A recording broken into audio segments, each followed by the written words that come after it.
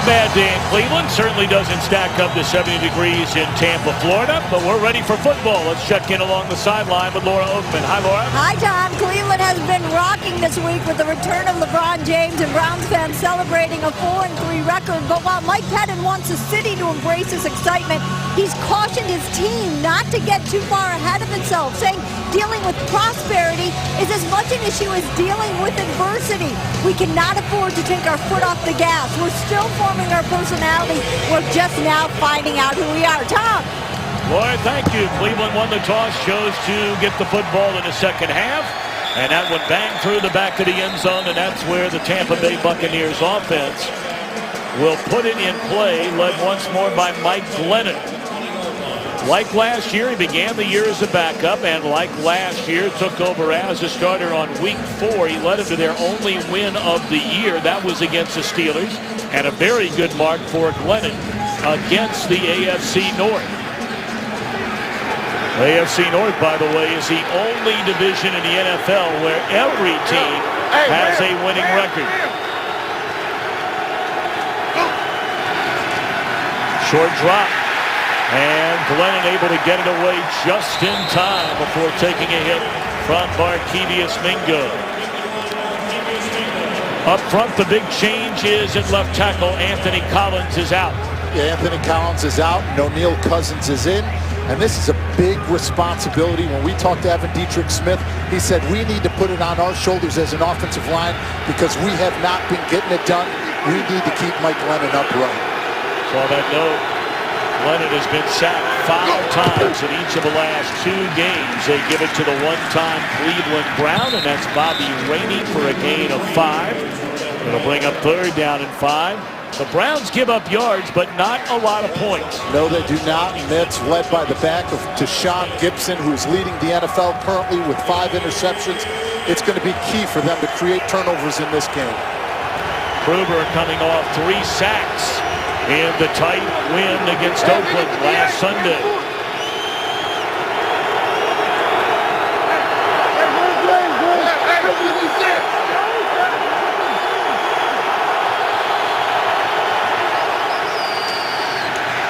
Glennon escaping trouble will pick up the first down and then some as he slides to the 33-yard line. So a rare 3rd down conversion for the Buccaneers, who over the last 2 weeks are only 3 out of 24 trying to convert on 3rd down. Mike Glennon did a nice job there. You heard him switch that adjustment of the offensive line, slide in that protection left to get him coverage and make sure he gets that protection picked up. But you got to give the credit to the Cleveland Browns secondary for nice coverage on that play. That is the first 3rd down conversion running the football since Tampa Bay, since week 5 against New Orleans. On first down, they'll turn and hand it to Rainey. Cuts into the open field across the 40 and very close to another first down, depending on the spot at the 44-yard line. Of course, Rainey was one of the great stories in all the NFL last year. Star-studded career at Western Kentucky. Signed with Baltimore, was on their practice squad, came to Cleveland and played the first 6 games of last year. He only touched the ball 13 times. They waived him, came to Tampa Bay, did not get a carry his first 2 games, then had the breakout game against Oakland where he rushed for 163 yards and 3 touchdowns. He would play quite well for the Buccaneers the rest of the way. First down catch by the rookie Mike Evans. He was Johnny Manziel's favorite target the last 3 years at Texas A&M. It's nice to see the rhythm right now by the Tampa Bay Buccaneers. They said that they needed to start fast, and importantly for them, on 1st and 2nd down, they need to get 2 to 3 yards a pop because they cannot put themselves in those 3rd and long positions that have been their Achilles heel all year.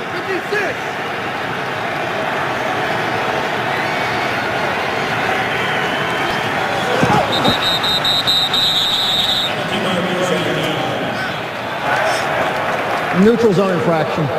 Defense number 99. 5-yard penalty, 2nd down. Talked about Kruger, the former Baltimore Raven, had the 3 sacks last week against Oakland. Lovie Smith Out of Big Sandy, Texas. His first year as head coach in Tampa Bay, was out of football last year, 9 years. As head coach of the Chicago Bears, took them to 3 playoffs, including a Super Bowl. Rainey, second and short, converts another third down into Cleveland territory to the 43-yard line. We talked earlier, Evan Dietrich Smith saying, put it on our shoulders. Right now, they're running the ball, they're protecting them effectively, and this is important for them because in the last 4 games, they've gone scoreless in the first half. Well, they have been outscored in the opening quarter this year, 72 to 17. That is not a formula for success. No.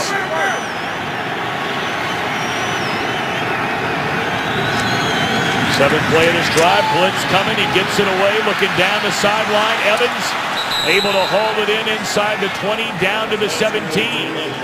He beat Buster's screen down the sideline. That's a very nice job by Mike Evans. You know, Buster's screen is going to try to use that sideline to his advantage because of the mismatch. But just look at the size difference. If you put that ball up there, Mike Evans is going to find a way to get it.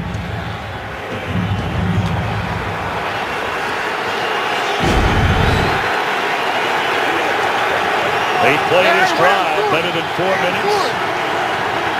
And now in the red zone, the Buccaneers.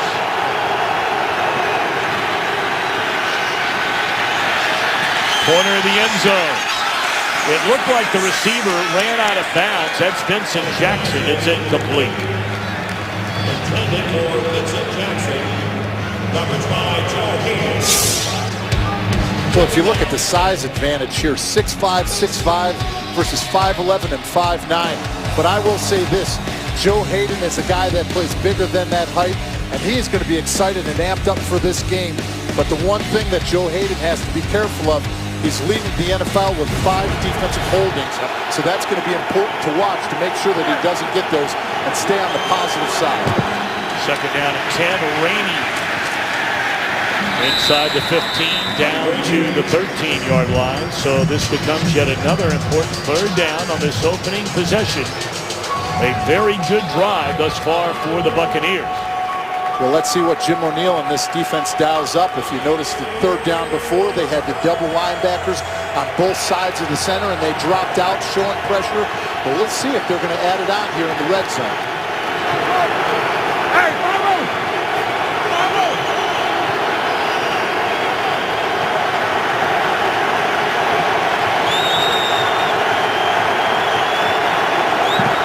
Blitz coming.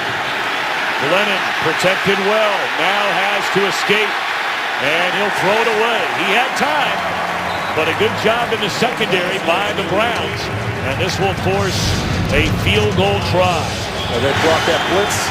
A great secondary coverage. Look at Joe Hayden. You're going to see the crossing route by Safarian Jenkins. They pick that up. This is just a nice job by the coverage of the defensive backs right now.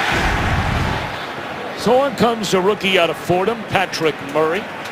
Has hit 7 of 9 so far this year. They'll spot it at the 21. This will be a 31-yard field goal try.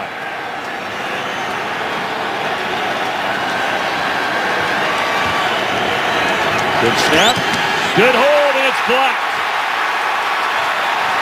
And the Browns have the football at the 22-yard line. It looked like Billy Wynn, playing for the first time in a month, may have gotten a paw on it. The big fella, number 90, denying the Buccaneers point. Game is sponsored by Southwest Airlines. Book your low fare now at southwest.com. Very impressive drive for the Buccaneers, but they come away empty. First time in 59 games. The Browns have blocked a field goal. Now Brian Hoyer, the Cleveland native, on first down, throws down the middle and finds Andrew Hawkins up to the 44-yard line. Let's go back to that blocked field goal. Let's see, right here in the middle of that defensive line, he's going to get that jump. But I'll tell you what, for a big man coming off of that quad injury, that quad looks very nice right now. And to be able to explode off of that and get that block, what a key momentum play for them. Now, you at 300 plus, did you move like that? Hey, I was never on the field goal block unit. I was on the field goal protection. First down carry by Ben Tate. Talked about Brian Hoyer. Grew up down the road in North Olmsted, Ohio. Played high school at one of the great powers in the country, Cleveland St. Ignatius, on there to Michigan State. And you see what he's done playing for his hometown team. Very good record. In fact, overall, the three starts he made last year, he got injured in the third against Buffalo. A 7-3 record as quarterback of the Cleveland Browns. Pump fake, and he is smothered by the two-time Pro Bowler, Gerald McCoy. You're going to watch Gerald McCoy come right off of here. He's going to spike inside on McDonald, who is just in for the first time as a starter.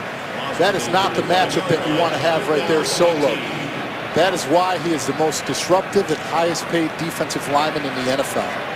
Signing that contract just this week to stay a Tampa Bay Buccaneer. They drafted him in the first round out of Oklahoma back in 2010. Third and long. Hoyer down the middle. And it is a catch by Travis Benjamin. That's the one thing this Cleveland offense can do, and that's put together big plays. They are explosive, and they're averaging 13.7 yards per reception. That right there is what they want to start. They may not have Josh Gordon here right now, but they have explosive big plays, and Kyle Shanahan does a great job of finding those mismatches. At 13.7 yards per completion, that leads all teams in the NFL.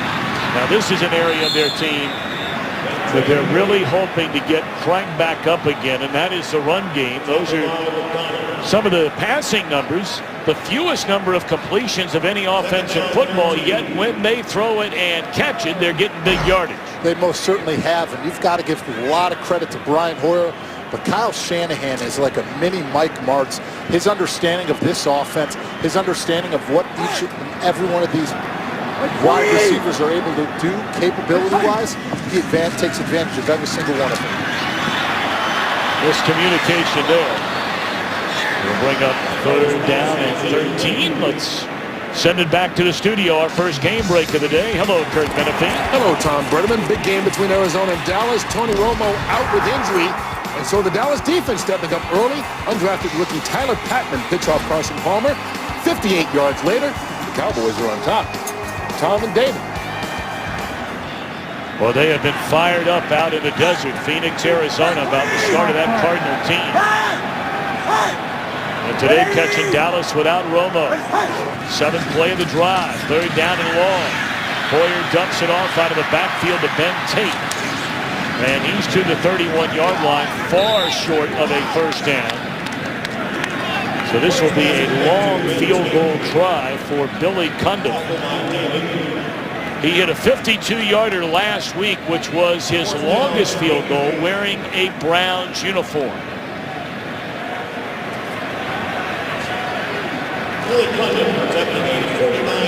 Christian Yap will snap it. Spencer Lanning will hold it. Officially from 49 yards away is Cundiff.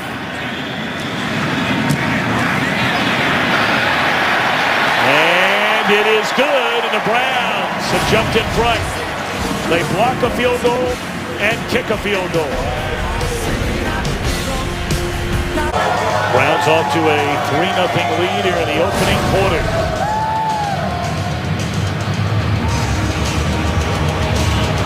Tampa Bay brought in Trenton Holiday to return kicks and punts a week ago. He lasted all of one game. Got hurt. They turned him loose. And it brought in Marcus Thigpen, number 19, who waits on the kick, and he'll have a chance to return it. From the goal line, Thigpen, first time he's touched it as a Buccaneer, and that's a pretty good return up to the 27-yard line. So Glenn and the Bucs with a good drive their first go-round. Can they turn it into points this time? This game on Fox is sponsored by Pizza Hut. Find the best deals at pizzahut.com. By the all-new Chrysler 200, America's import. And by Visa Checkout, the easier way to pay online. Right along the North Coast Harbor, established in 1983. One of the great venues in America, the Rock and Roll Hall of Fame. And they are rocking about maybe 100 yards down the road from the Rock and Roll Hall of Fame. Browns out to a 3-0 lead. Lennon on first down, batted down at the line of scrimmage by Jabal Sheard. A couple of first-year coordinators going toe-to-toe here. Jim O'Neill goes all the way back to their high school days with Mike Pettin. And Marcus Arroyo did not figure to be the play caller this year. And, you know, when we talked to both of them, Jim O'Neill said what an advantage it was for him as a young guy, as a quality control guy in New York, to be able to sit in the meetings with Rex Ryan and Mike Pettin and really learn from the foundation up. Jeff Tedford was named the offensive coordinator. And of course, he had to undergo a heart procedure and has now come back to the team, and certainly we wish him well. Undoubtedly watching the game here today, and I mean Arroyo thrown right into the fire. Yes, he was, and that is not a situation that a quarterback coach in his first year in the NFL has ever really been thrown into, but he said that it is a staff commitment, that they all work together in the offensive scheme. But there's a lot of going on. When you're the offensive coordinator, it's like an air traffic controller out there. Third down and 10. Browns bring the blitz. Set up the screen.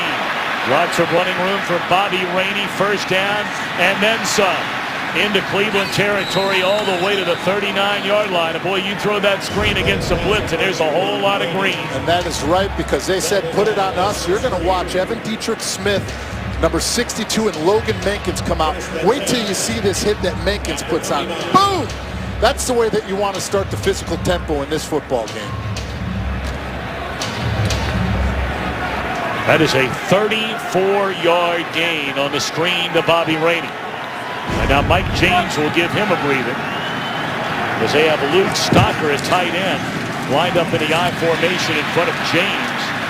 He spins out of a 3-yard loss and manages to get back to the line of scrimmage, maybe even pick up a yard. Gain is 2 yards, second down and 8.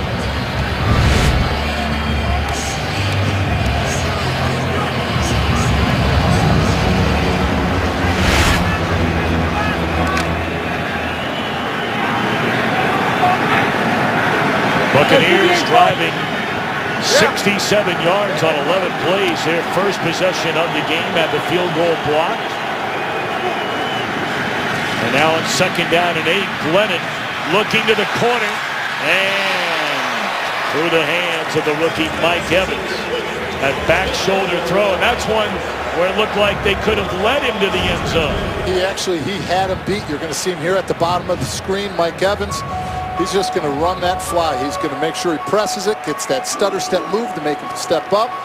But if you toss that ball out there, that's one that he knows that he can go up and get. And that's locked up with a number 1 draft pick. That's Justin Gilbert, the rookie out of Oklahoma State, who's taken his lumps early on. Well, here comes the dog pound. Of course, 7 false starts and nearly a completion. Vincent Jackson was looking for a penalty flag, and Gilbert then nearly picked it off.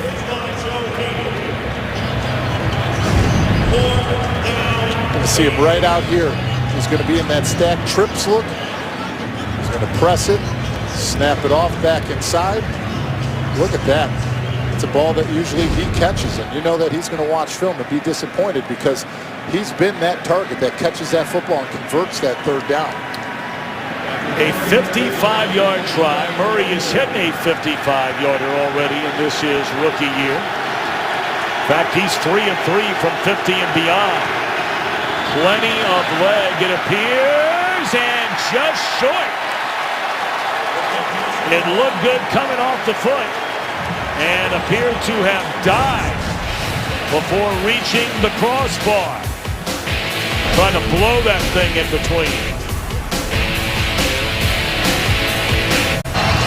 Coming up just short on the 55-yard try was Murray. So excellent field position Now for the Cleveland Browns with a 3-0 lead, 4:06 to play here in the opening quarter.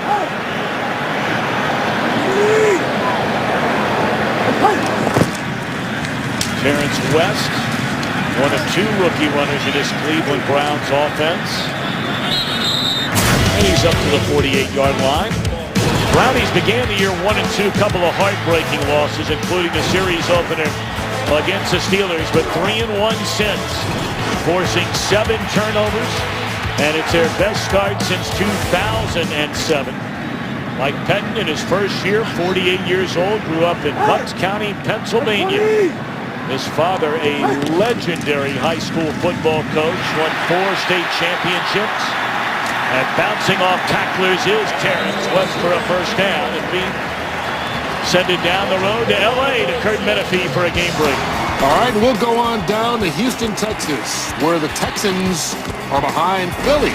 Jeremy Maclin, 59-yard reception from Nick Foles, and they take a quick lead in the first quarter, up 7-0. Tom, David, and Laura. Kurt, thank you very much. 10-yard run by the rookie West.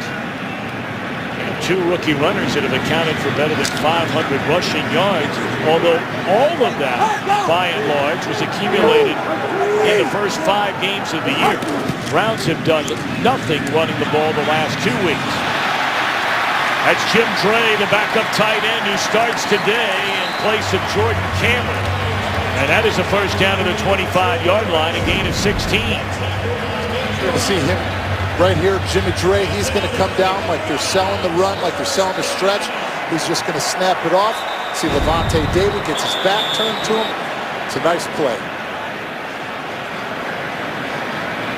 I think we have a challenge to see if that was a completed pass or whether that ball actually hit the ground down around the feet of Jim Dre. You've known Jim Dre a long time. Yes, I have. We'll talk more about that when we return. Well, they're taking a look at this reception. After review, the pass hit the ground and is incomplete. So no reception. 17 for Cleveland on the 41-yard line. Please set the game clock to 2 minutes, 45 seconds. Tampa Bay is not charged with a timeout. A successful challenge for Lovie Smith.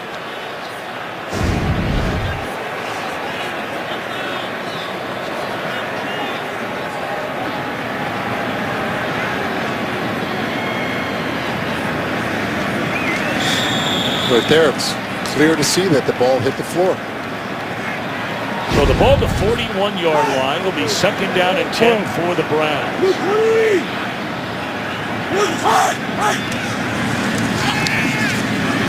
Dangerous throw there by Hoyer, and he's lucky that Alteron Verner's not headed the other way. But you've already talked about Nick McDonald going all the way back to the injury to their Pro Bowl center Alex Mack. They're also without Jordan Cameron at tight end today. That's where Jimmy Dre steps up, like that catch that he hopefully would have had if it didn't touch the grass there. But Andrew Hawkins, he's accounted for 28% of the team's receptions. He's going to have to step up and have a big game today. They have this game and 2 more without the services of their Pro Bowl wide receiver, Josh Gordon. Third down and 10. Incomplete with an eye on Hawkins. It's a big hit by Deshaun Goldson there. And he can do that to you. Oh, yeah, that's something that he's been known for. And they need that physical play in this football game. Oh, boy. Leading there with helmet. Yep. Of course, Goldson has taken his fair share of fines, better than $100,000 in his career. Most of that accumulated playing for the San Francisco 49ers, but some of it with Tampa Bay last year. Fair catch at the 7-yard line by Big Penn. 3-0. Cleveland in front. Looked like Deshaun Goldson got away with one on that third down pass attempt to Andrew Hawkins. We said right away that was a big physical hit, but once we saw that replay, it was a clear helmet-to-helmet hit, and that is usually called for that 15-yard penalty, which would have extended that Cleveland drive. With the frequency with which we have seen penalties called this year, it is stunning that that call would be missed in a game. A couple of decent drives for the Buccaneers. They have walked away without points. A field goal blocked and a 55-yarder just short. This one begins from inside their own 10, and a good first down run once more by Bobby Rainey. Figures to be the featured back. Without the services are the Buccaneers of Doug Martin once again. He re-injured his ankle last week. Coming into this game, Rainey's averaging 4.6 yards a carry this year. And that alone right there will keep them out of those third and long situations that they cannot be in on the road here in Cleveland. Hey, 56! Yeah.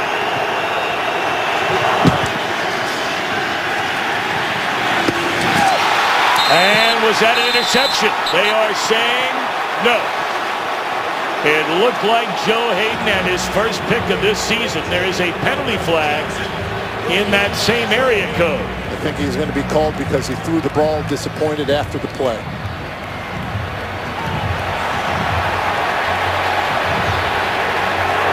After the play, glove game defense, number 23, 5-yard penalty, third down.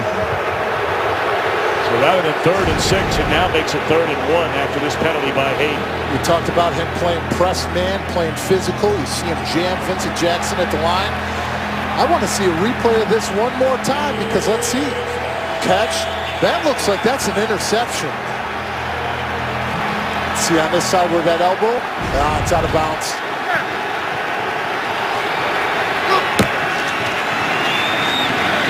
They run it on 3rd down and a yard. And Rainey with more than enough for a first down.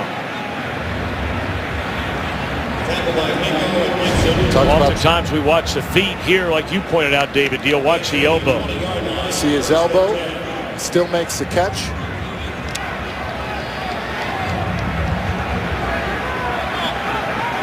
And that was a penalty there by Hayden. Slamming the ball, which was called a delay of game. All day to throw it. Catch made by Vincent Jackson. And that is another first down.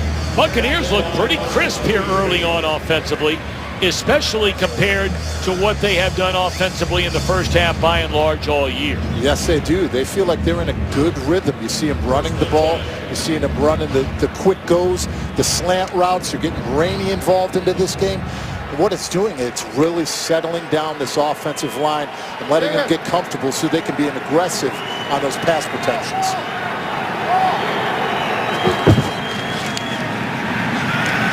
Play action. Glennon steps up, looking down the field. He underthrew the receiver. It's tipped and intercepted by Dante Whitner. Crossing midfield. And the former Ohio State Buckeye spins his way down to the 21-yard line. No penalty flags. It looked like Hayden tipped it into the hands of Dante Whitner.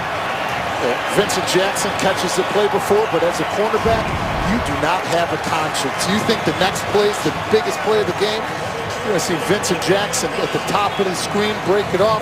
You're going to see Mike Evans get into it, but Joe Hayden is able to get that ball, tip it. And coming into this game, they have a +6 turnover ratio.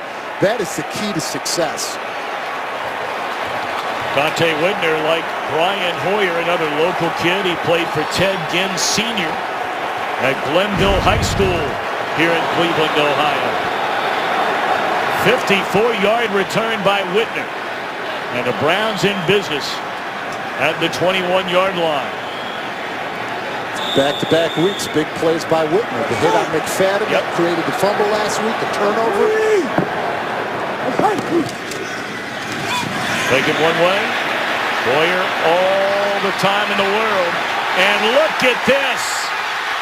Caught, but slightly overthrown. It's caught by Tate, but there is a penalty flag down as Michael Johnson just leveled Hoyer. Say slightly overthrown because that should have been a touchdown. There's no foul for ineligible downfield. Second down. It'll be first and goal for the Browns. Brian Hoyer just took a big hit here. And let's see if it was late. It's close. Got to give him confidence. He's got somebody coming down the barrel, right down his face. He stands in, is confident, and still is able to deliver that football.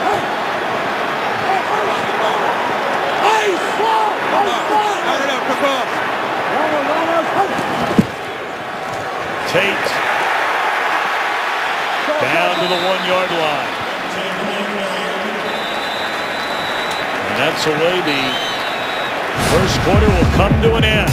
Couple of missed chances for the Buccaneers. Cleveland knocking on the door after the turnover of a 10-0 lead. Talked about back-to-back weeks, huge plays by the veteran safety Dante Whitner. Cleveland defensively causing 3 turnovers, leading to 17 points a week ago. And now trying to turn the interception into points. Dropped in the backfield for a loss is Ben Tate. We talked about this Cleveland offense, David Deal. Ran the ball so well the first 5 weeks of the year. And it is a run game that has been non-existent since the loss of center Alex Mack the last couple of weeks. Well, if you think one person on the offensive line can't change everything, you're wrong.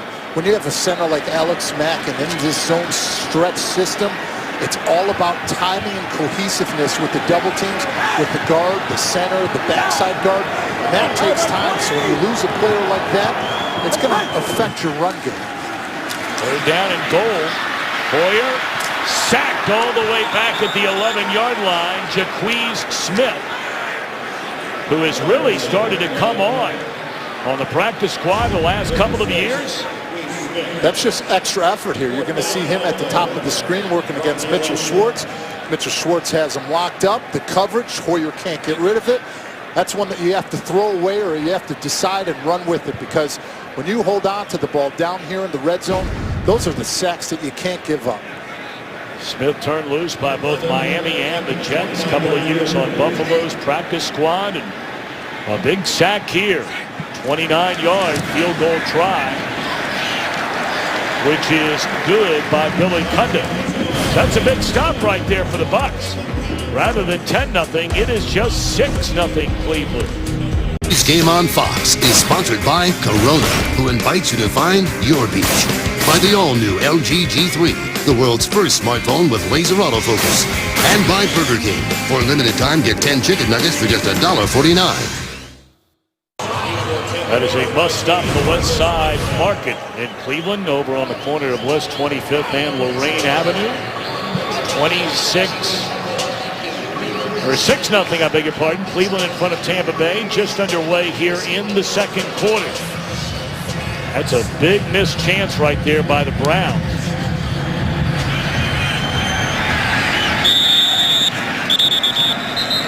Now you look at the Buccaneers today, and twice, David Deal, they moved the football pretty well. They had the field goal attempt blocked on their opening possession, and then they just missed a couple of chances. They most certainly did. That's one right there, Mike Evans, and instead of going for that back shoulder throw, he's going up against the rookie Justin Gilbert. Throw him the deep ball, get him involved, and give him the confidence, because that's a matchup that they're going to come back to. We mentioned getting off to bad starts. That has been the MO. 27 first-half points all year long. The league average, if you're wondering, is almost 90. Quick slant to Vincent Jackson. He takes a hit from Gibson, but has a first down up to the 31-yard line. Well, it's been clear as an offense for the Tampa Bay Buccaneers to get Vincent Jackson involved in this football game. Last week, he only had 1 reception, which hasn't happened to him since September of 2012. You brought him in for his big play capability. Let's take advantage of it, and let's see it today. Hey, 56. Hey, I'm gone.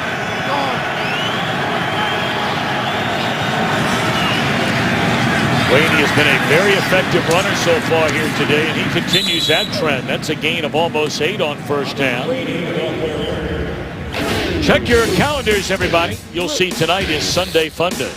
That means a wild, brand new night of the best comedies on television. It all begins at 7 Eastern, 6 Central tonight on Fox.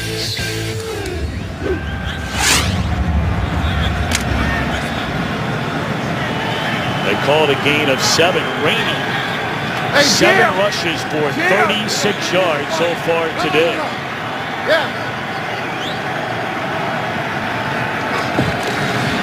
He'll get it again and again. Good open space in front of him up to the 49-yard line, and that'll be a first down.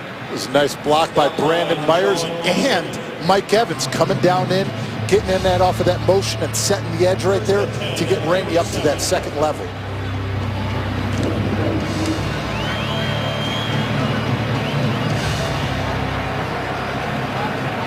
Hey!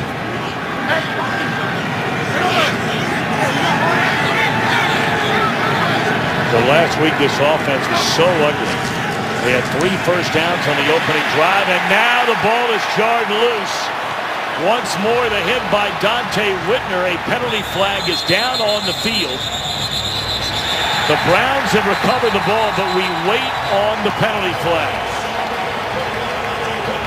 But is that Dante Whitner making another big play?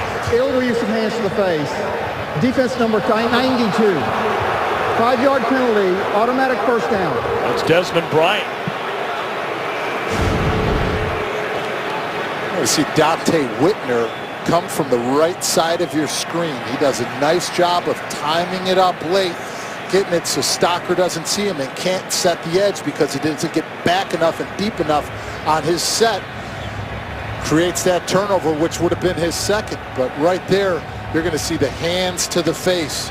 They had it ruled that if they put it up there and you pull it out, they weren't going to call it. But this year, the minute it touches that face mask, they're throwing that flag. And he got a whole handful of group up in there today and during that one. Look at 92 here, right there on Cousins. That left hand is up under the face mask of the Tampa Bay left tackle. You see it clear. You see that head snap back by O'Neal Cousins. So no turnover. Buccaneers get it back. And inside the 45 goes Rainey.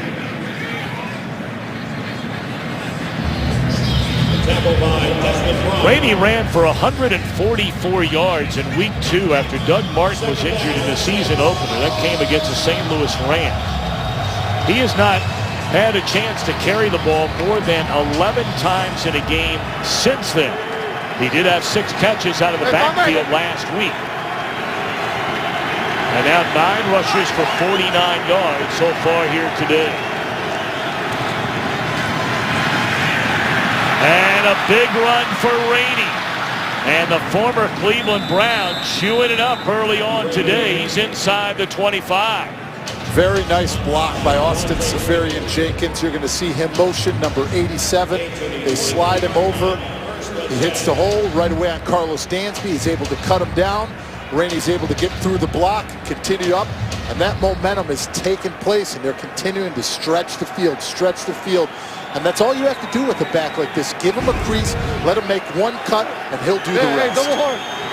Big numbers for Bobby Rainey.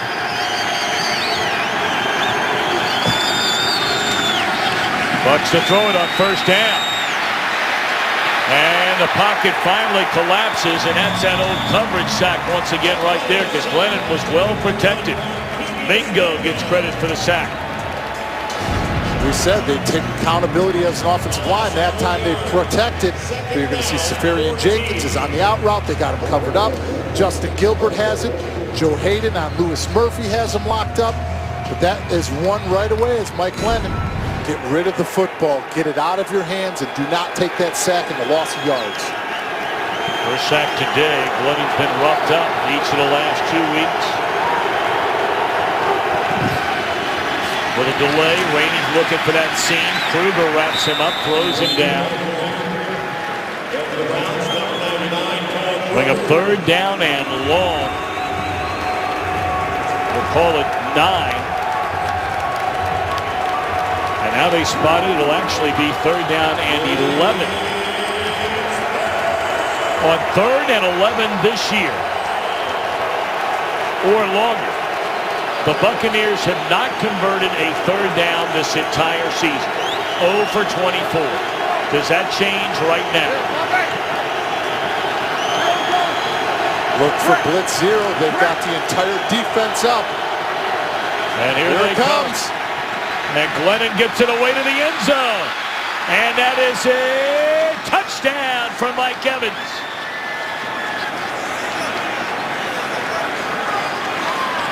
He got behind K'Wan Williams and the Buccaneers with a chance to take the lead. 1, 2, 3, 4, 5, 6, 7, 8. 8 guys up in the box. They bring the pressure. The offensive line holds up long enough for Glennon to deliver it. Mike Evans is able to come up with it.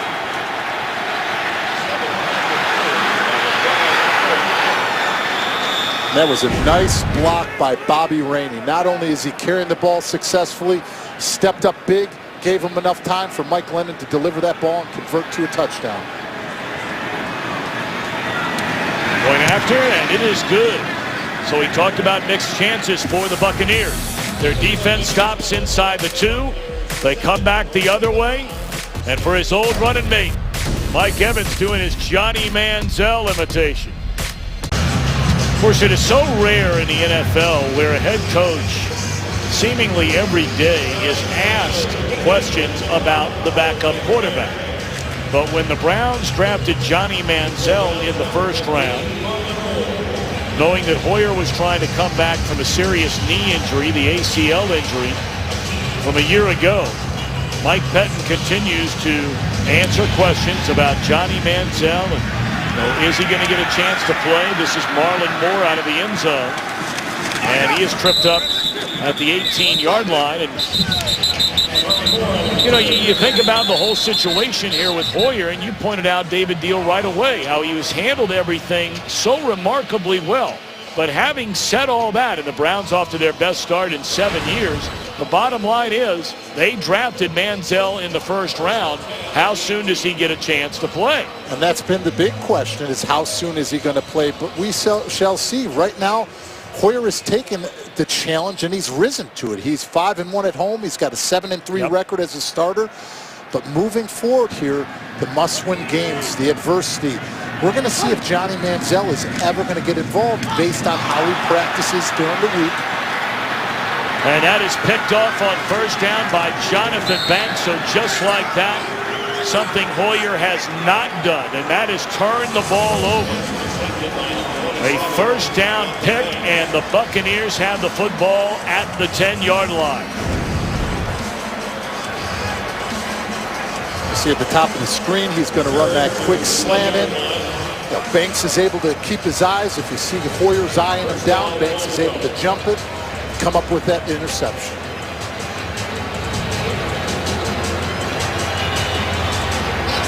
Browns have only turned the football over as a team 5 times all year long. And for Hoyer, just his 3rd interception.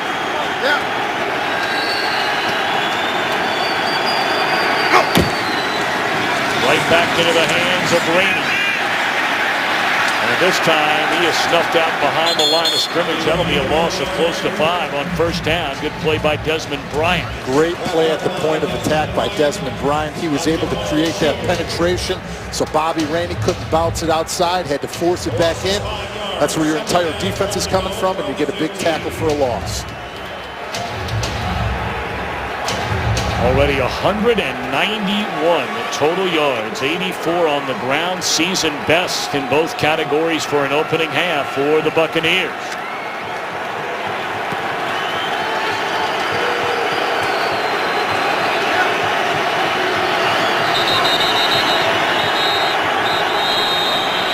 Looks like Lovie Smith wanted a timeout. Charge timeout, Tampa Bay, 30-second timeout. I want to tie a ribbon around that whole Manziel-Hoyer thing, though, for a second, David Deals. A guy who played the NFL for many, many years, an all-pro offensive lineman. You rarely had quarterback controversy there with Eli Manning, but when you have a situation like the Browns are in right now, is it disruptive inside of the locker room itself? I think that it is, because you hear the fans talking about it, you hear the media talking about it, and that's a question that is going to be asked every single day in the locker room, and it's all based off of Brian Hoyer's performance. And the problem with that is that the stress that it puts on everybody else, because you have to every single day have to answer that question. day in and day out. Let's be honest, it's because it's Johnny Manziel and the attention that he brings to an organization. Manziel brings so much attention to himself. Glennon, oh boy, into the end zone. It is intercepted and tripped up is Gibson. Glennon turns the football over. What a great play by Deshaun Gibson. He eyed that ball down the entire time. He leads the NFL with 6 interceptions and a big one here. Today's game is sponsored by your next truck, Ford F-150. First time in Mike Glennon's very young career, only his second season, where he has thrown an interception in the red zone. And Gibson, right place, right time. But more to it than that, as David Deal's going to tell you right after this first down play. Hoyer turned it over a moment ago. Glennon gives it right back to him. And Terrence West with a carry out across the 10 up to the 12-yard line. When we talked to this defense of the Cleveland Browns, the thing that they said, nobody watches more film than Deshaun Gibson. Look at his eyes. He is staring down right away Mike Glennon's eyes. He's found him, boom. He's able to jump that route and pick off that ball.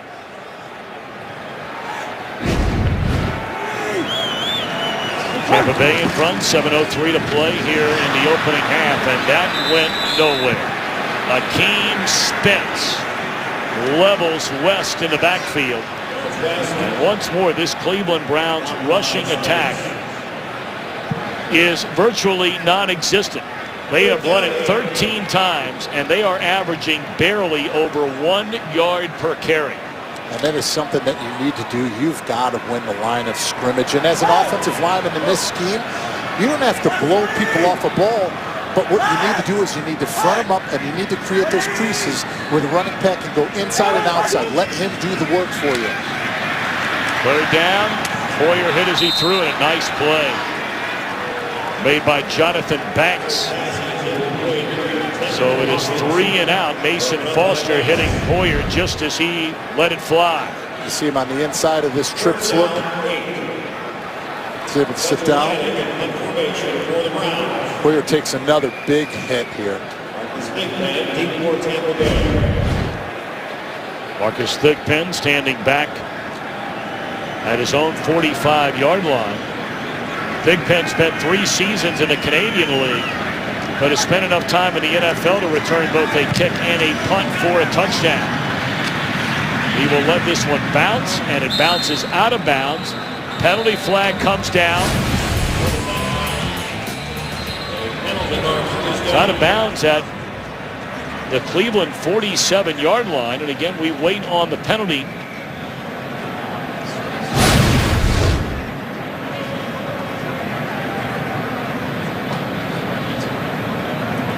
There's an injured player down on the field. During the kick, personal foul, illegal blindside block. Receiving team number 37. 15-yard penalty. First down, timeout. That is Keith Tandy for the infraction. Back in a moment. Johnson Bodymosi, an outstanding special teams performer for the Browns. We're going to show you the hit he took a moment ago. It cost the Buccaneers a personal foul on Keith Tandy. Bucs had the football, the 36-yard line. They pitch it to Rainey. And another big run for Rainey. He's closing in on 100 yards rushing in his first half. Bodymosi is having to leave. Take a look at this hit. You know, not enough people talk about the impact of players on the special team, but Johnson Bodymosi is third in the NFL since 2012 with 37 special teams tackles. That helmet to helmet, that deserved every ounce of that penalty flag. Yeah. Wow, that will also draw a hearty fine. Yes, it will. And it should. Rainey, second down at a yard. Turns it into a first down, and we check in for the first time with Joe Klatt back in Los Angeles. Hi, Joe. Hey, Tom, let's go down to Dallas, where Carson Palmer threads the needle to Jaron Brown. John Brown. Jaron Brown, 13-yard TD catch, his first of the season. 14-10, Cardinals up over Dallas. Back to you, Tom, David, Laura. Carson Palmer, of course, part of the Fox NFL Sunday pregame show. Interviewed by the Hall of Famer Terry Bradshaw. Of course, Carson Palmer played here in Cleveland many, many times through the years with the Bengals. And that is a reception by Vincent Jackson, going high in the air to get it to the 29-yard line. He's going one-on-one against Justin Gilbert, their first-round draft pick. Gives him the stutter step, hits him with the fly. Glennon puts that ball at the top shoulder. Can't make that catch, and that's a big one for him. My mistake, that was screen. Yeah, that's your screen. No. Go with the air. We're good. 53.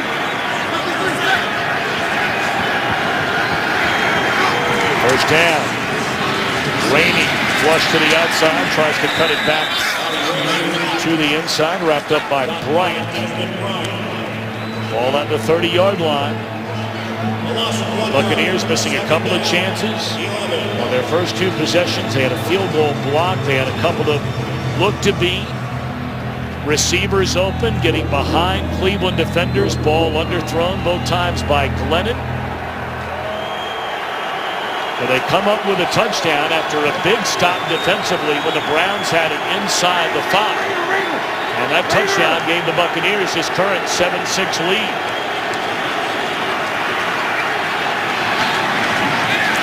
Good coverage there by Carlos Dansby. Safarian Jenkins only a 2-yard reception. Carlos Dansby, the only active player currently in the NFL with 40 career sacks and 10-plus interceptions. And you know, the weird thing about him is he's kind of been a journeyman, but every place he's been unbelievable. Had a great year, his second go-round with the Cardinals a season ago. Should have gone to the Pro Bowl, did not. And the Cardinals, for a second time, let him go. Third down and 8.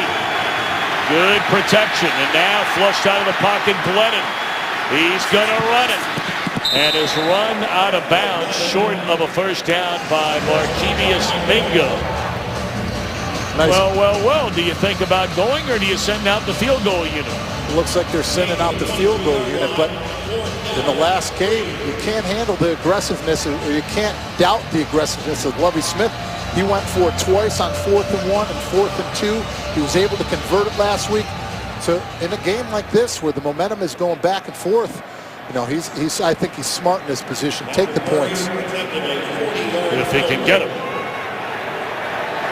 3-0 for 2. This one from 40 yards out. He's had one blocked and a 55-yarder just short. But this one right down the can.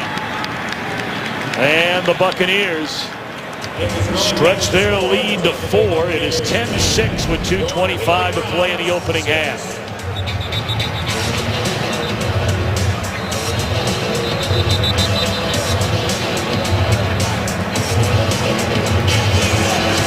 So now Brian Hoyer and the Cleveland offense will get the football back. It has been a slow start for Hoyer, but he's had a handful of those and put together big second half rallies. This was the interception as they turned it right back over to the Buccaneers. Got hit on that third down attempt, their last possession, on a 3-and-out. So now Hoyer will have a chance, 2:25 to play until halftime. Browns have 3 timeouts and the 2-minute warning. Yeah, it just doesn't seem that they're in a groove. They haven't been able to get into an offensive, you know, you talk about Kyle Shanahan, and this offense is all about a tempo, a rhythm, getting in and out of the line of scrimmage, getting to the line of scrimmage and being able to check out of plays. They just had way too many negative plays that they can't get into that tempo that you need to be successful, to get the play action going, to get the run game going, and to open up the shots downfield. Marlon Moore, second time out of his end zone. This time he's able to bring it out across the 20. Well, one of the reasons the Browns, as you just pointed out, David Deal, were putting up such prolific offensive numbers against very good competition the first 5 games of the year was because they ran the ball so well. They were running it 3rd best in the NFL at nearly 150 yards per game. But now against Jacksonville and Oakland, neither team known as a good run defense team. They've not even reached 70 yards and only 39 a week ago against the Raiders. They've averaged 2 yards or less per carry. Easy completion there.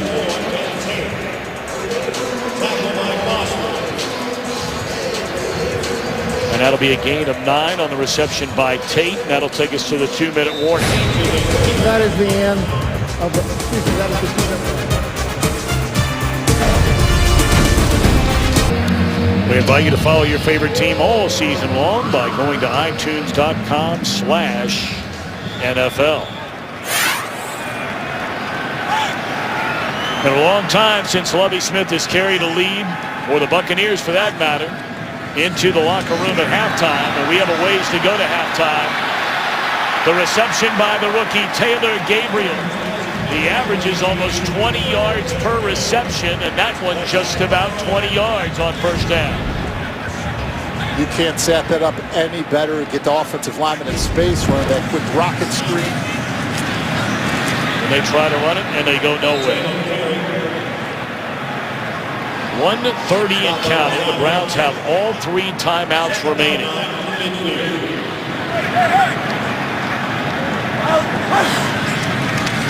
Four-man rush.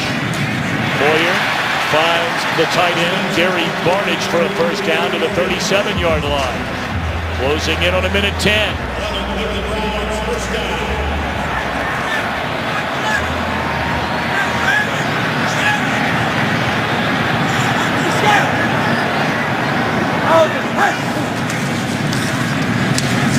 Sniffed out all the way. That is beautifully done by Major Wright. That'll be a gain of 2, and it'll force Cleveland to call timeout. 54 seconds remain here in the opening half. Big cleanup here, hit there by Mason Foster. Comes in, another one. That's close. That's close. Let's quickly check in with Kurt Menefee. Coming up on the Visa Halftime, we'll catch you up on everything happening all around the league here in Week 9, including Alex Smith with a wild and crazy touchdown you've got to see, and A.J. Green returning to the field in Cincinnati. It's all coming up on the Visa Halftime. Kurt, thank you. That's why this game is so critically important for the Cleveland Browns if they want to be considered contenders in that rugged AFC North. They go to Cincinnati on Thursday night. Boyer sacked all the way back to the 42-yard line. Gerald McCoy was there. So too was Jaquise Smith. And another, they're not taking a timeout. Boy, they are burning a lot of time here. And they have 2 left. This has not been good clock management here. It makes you wonder what in the world they're doing. Got a 3rd and 14, but wouldn't you take a shot to put yourself in field goal range? I would. I mean, it says right there, the fans sitting in the stands. And I think everybody sitting here and watching, you had 40 seconds left in the half. A 3rd down and 14. And the Browns let the clock roll all the way down to 15 seconds. And it's not like you have a field goal kicker that is known as having a big leg. Cundiff did it from 52 yards last week, but that's his longest field goal in 3 years. So that game clock started at 54. 48 seconds, and you had 2 timeouts.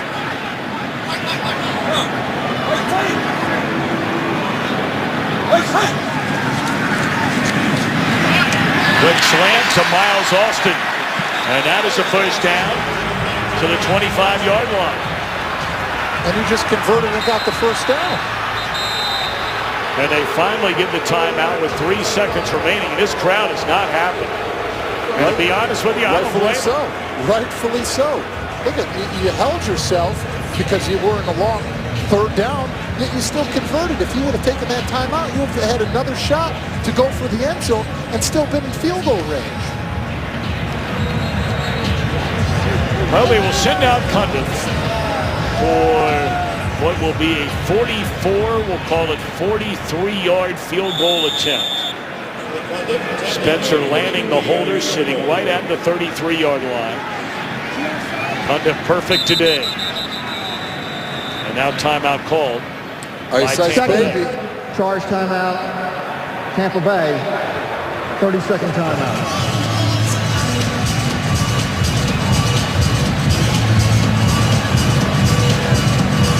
I got to ask you, David Deal. I mean, you were down on the field for longer than a decade on a couple of Super Bowl championship teams.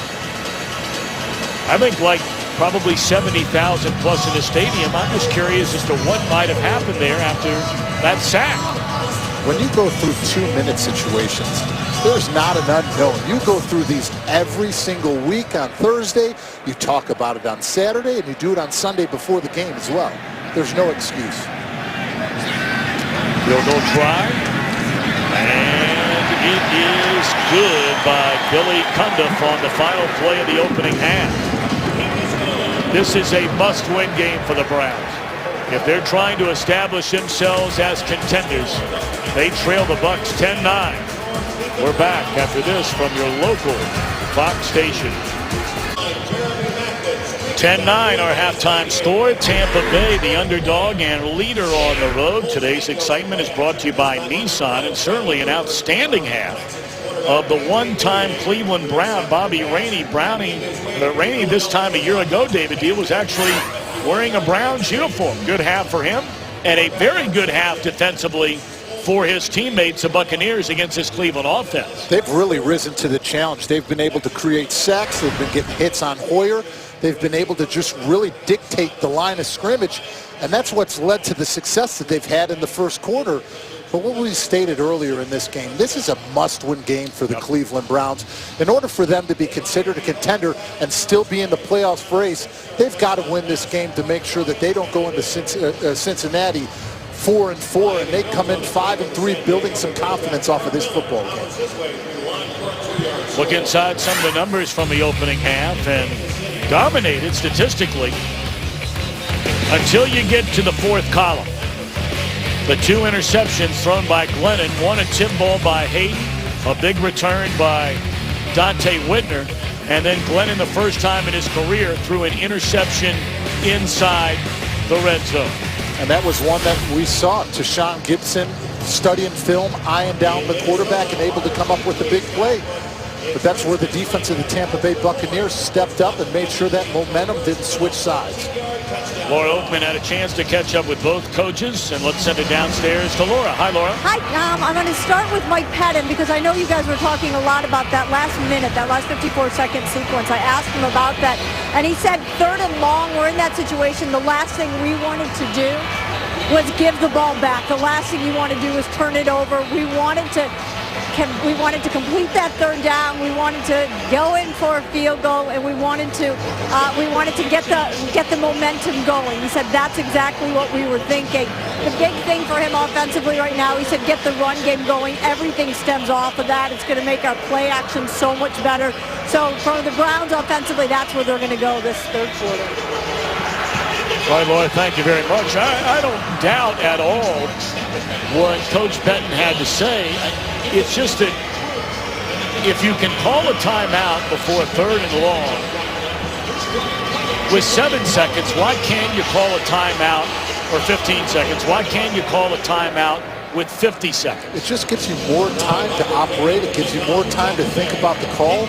But also, we saw that they converted a 3rd down. If they would have taken that timeout, they could have spiked the ball, and they would have given another shot down the field. They maybe get a touchdown instead of settling for the field goal. Back downstairs to Laura Oakman. All right, here's the Bucs side of things, guys. This is the best half Lovie Smith said they've had all season offensively. We know that since it was the first time they've led, the first touchdown they've scored. But he said we could look so much better if we take advantage of these opportunities, which we're getting. We got to catch the ball, and as does the Browns. He said we want to get the ground game going. That's key. Defensively, he's preaching what he's preached all year to his defense. Takeaways, Tom. And that they have done so far here today. They've played very, very good defense.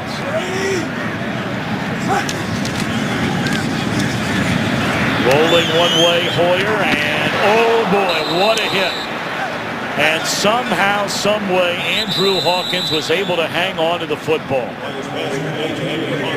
But this is a vicious hit delivered by Jonathan Banks. You're going to see Hawkins just run that dagger right through the middle of the defense on that crossing route.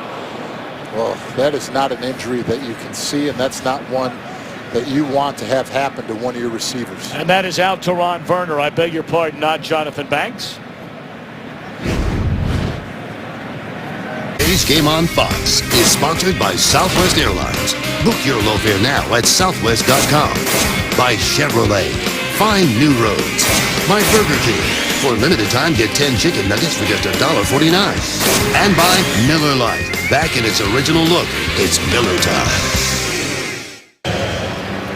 Can look inside the Rock and Roll Hall of Fame. Thankfully, Andrew Hawkins up and walking around was able to walk off the field. Also checking on Alteron Werner, who put that hit on Hawkins. And boy, when you go across the middle after you see a couple of teammates get leveled, Taylor Gabriel able to slip into the backside of the secondary, and that's a big gainer of 20. This rookie is second in the NFL with 19.8 yards per catch. That's an impressive stat for a rookie out of Alkaline Christian. Weak slot! Weak slot! Weak slot! It's ice slot, fellas! Ice slot! Ice slot! They'll try the run game again, and that's their best run in a wild and modest albeit, but a gain of 3 on first down. Major right on the tackle. As we were saying earlier, in this zone scheme, the zone stretch scheme, you don't have to blow people off of the ball, but what you cannot give up is penetration, because in this scheme you always say there is no backside. Everybody's on the front side because this is a one-cut system. So as long as you don't give up that penetration, you give a back a chance to use his vision for the things that you don't see as an offensive lineman. And picking a little seam and getting inside the 40 is Terrence West. Very close to a first down, needed to get to the 38-yard line. Now, we've seen the Browns do this in the past when they fell behind big at halftime against the Steelers in Week 1. They came out in no huddle. They were able to generate nearly 30 points before losing at the gun. Because it lets you dictate the tempo. You're on the aggressive, you're on the attack, and you're not worrying about what they're doing. You react to not thinking. Faking one way, throwing the other way. And the reception made by Jim Dre down to the 12-yard line. And Hoyer trying to hurry it up again. This is what the play-action cell is all about. You're going to see Jimmy Dre release, snaps it back out offside, is able to catch that ball, and continue to move the chains. That size difference between him and Major Wright, he was able to get it over the shoulder and still come up with that catch at the side. Into the hands of Gabriel. Boy, that's a nice play made by Banks. Benjamin didn't block him, and he came up to make the tackle. It's a nice catch by Jimmy Dre right there. You know, it's tough losing a Pro Bowl player like Jordan Cameron, but for him to be able to step up and make a big play in a big situation, that's what you want to see out of your backup tight end. See Hawkins back in the game. That's a good sign. Top of your screen.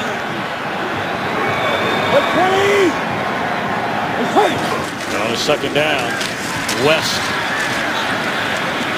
Red head on right in the middle of this Tampa Bay defense at the 10-yard line. It'll bring up third down. The Browns have had one drive in this game stall inside the 5. From the 9-yard line, third down. Lavonte David, well, what a player he has become in a short amount of time out of Nebraska. Leads the NFL with 14 tackles for a loss, and he's had 3 straight games of 14-plus tackles. If you don't consider him a beast, I don't know who you do.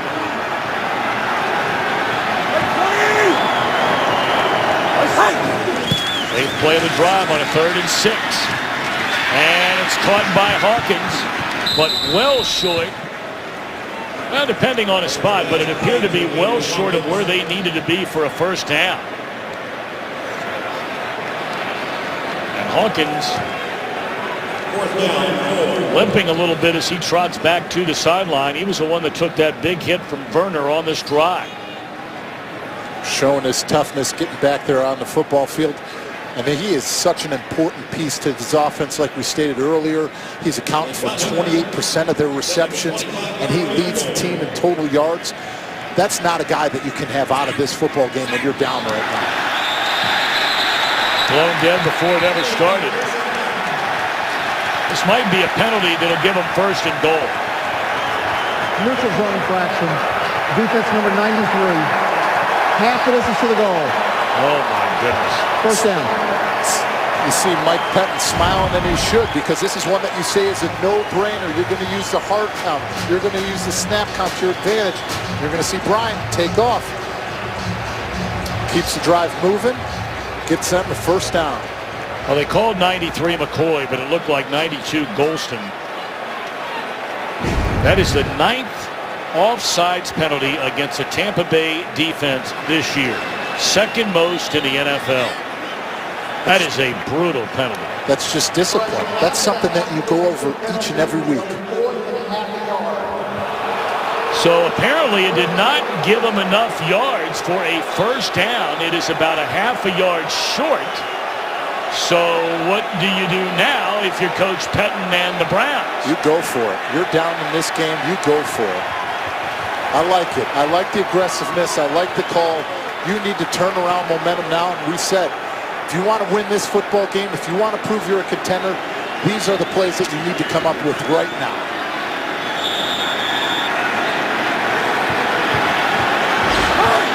Hero Small leading the way for West. It appears as though he has a 1st down. And it is a 1st and goal, Cleveland. We're going to see a nice surge right there by McDonald, Greco, all of them just pushing that line of scrimmage. Nobody getting pushed around on 1st and goal.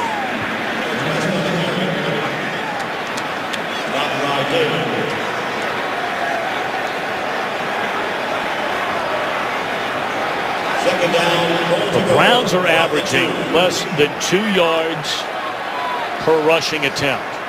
Sitting at the 2-yard line. That's where they were stuffed in the opening half.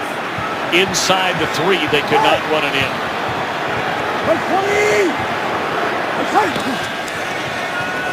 Wide open. And that is a touchdown for Terrence West.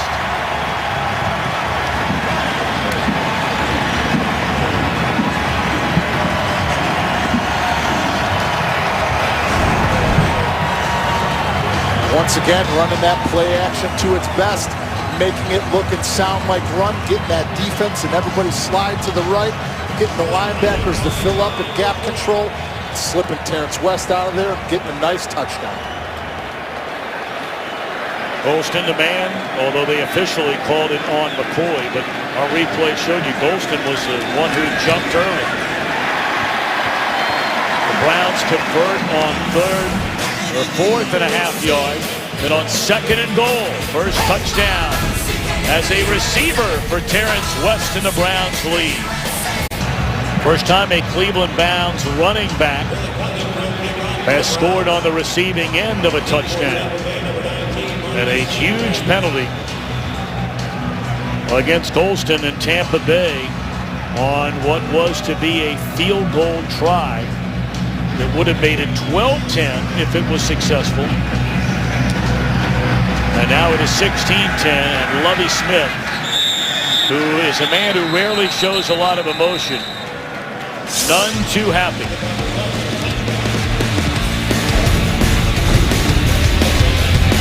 This game is sponsored by Verizon XLTE on America's largest, most reliable 4G LTE network.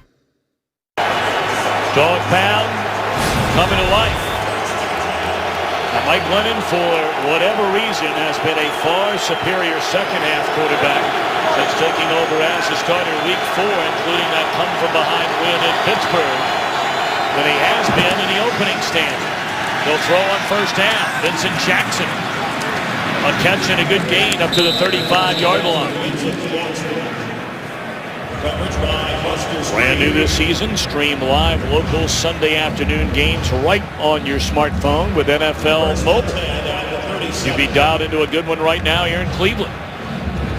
If you notice now, what they've been doing is they've been attacking screen now. If you've seen the last couple throws, they've been staying away from Joe Hayden, and they're going to the opposite side of the field. Rainey, a very productive first half. His first carry of his second half is a 1-yard loss. And again, there is Dante Whitner. People say, well, maybe Dante Whitner has lost a step or any of that stuff. His team best 39 total solo stops coming into this game. And his presence in the backfield has allowed Tashawn Gibson to play the way that he's been able to play and be a ball hawker, because he knows he doesn't have to worry about a veteran strong safety like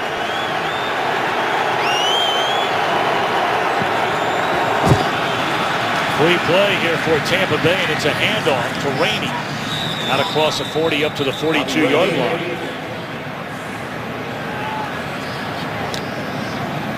Offside, defense number 99, 5-yard penalty, second down.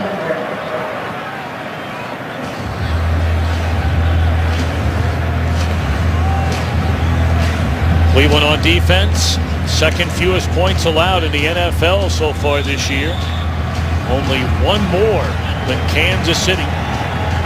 Last check, the Chiefs had a big lead over the struggling New York Jets.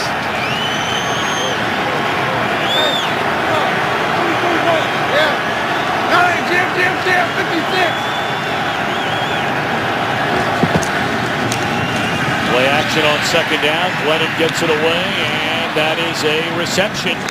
Once more to Vincent Jackson, who only had one catch, as David mentioned earlier, for 13 yards in that overtime loss a week ago.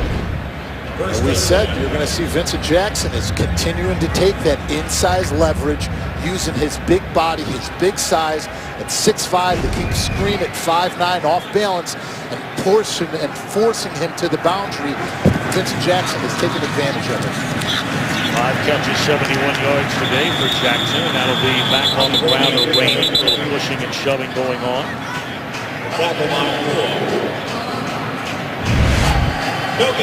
Second down, 10. Rainey with 80 rushing yards so far today, including a long of 21.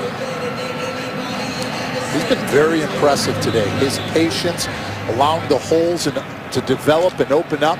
And the minute that he sees them, hitting them and making creases, you got to give him a lot of credit for the way he's come into this game today.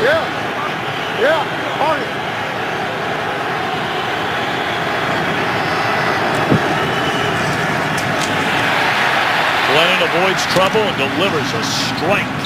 Catch made by Lewis Murphy. First time we've called his name today. Beat Hayden. And we'll see where they mark it on forward progress and whether it's enough for a first down. He looks to be a yard short. It was nice pocket presence by Glennon. He's able to step up.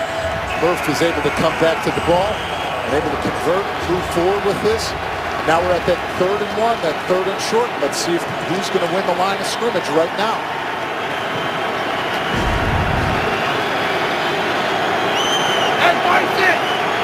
This is where they gave it to Mike James a week ago on a big 4th down.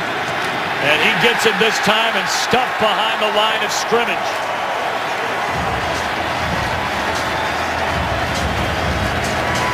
Sheard and Fua, along with help from Dante Whitner, and Tampa Bay's drive stalls on a 4th down and 1. Cleveland stems, you're going to see them get into a bear front. That means they're going to cover up the center and both guards to create that pocket presence in the middle and create that penetration up the center to force the ball to bounce. They're able to get in the backfield and stop a huge 3rd and 1. This Dante Whitner is still a football player. Punt it away, and will come back the other way. And down by the Buccaneers just outside the 10-yard line. Cleveland Glenville High School, where he played for Ted Ginn Sr. Dante Whitner back in his hometown as a Brown, and he's delivering again today. Former #1 pick of the Buffalo Bills out of Ohio State, Dante Whitner played there for 5 years. The last 3 years, he helped lead the 49ers each season to the NFC Championship game and a Super Bowl, and yet they let him get away. I know, and that was one of the things when, with DeQuell and letting T.J. Ward go, people were really upset in this area. But look at the impact that Carlos Dansby and Whitner has had on this football team and on this defense. They've brought that winning attitude, that atmosphere that, hey, we may be down, but this game's not over. We're going to fight our way out. You've really seen that attack and that approach and that mentality spread amongst the locker room. They tried to hit the big one right away with Andrew Hawkins on first down the middle of the field, incomplete, so 2nd down and 10. Hawkins took that big hit by Verner on the last possession. Thankfully, was okay.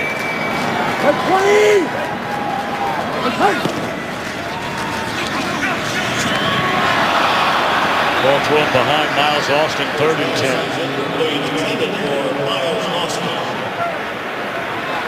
Third down, 10.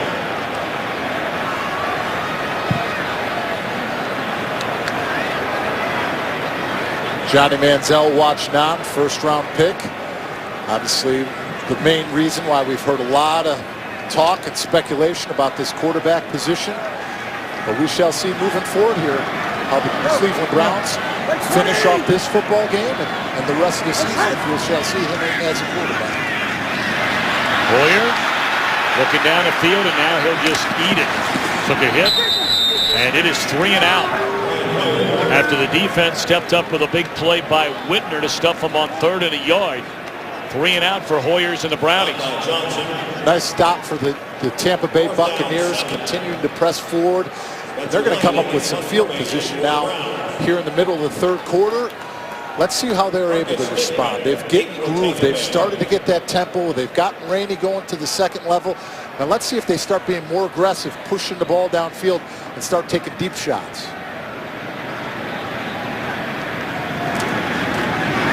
And nearly blocked.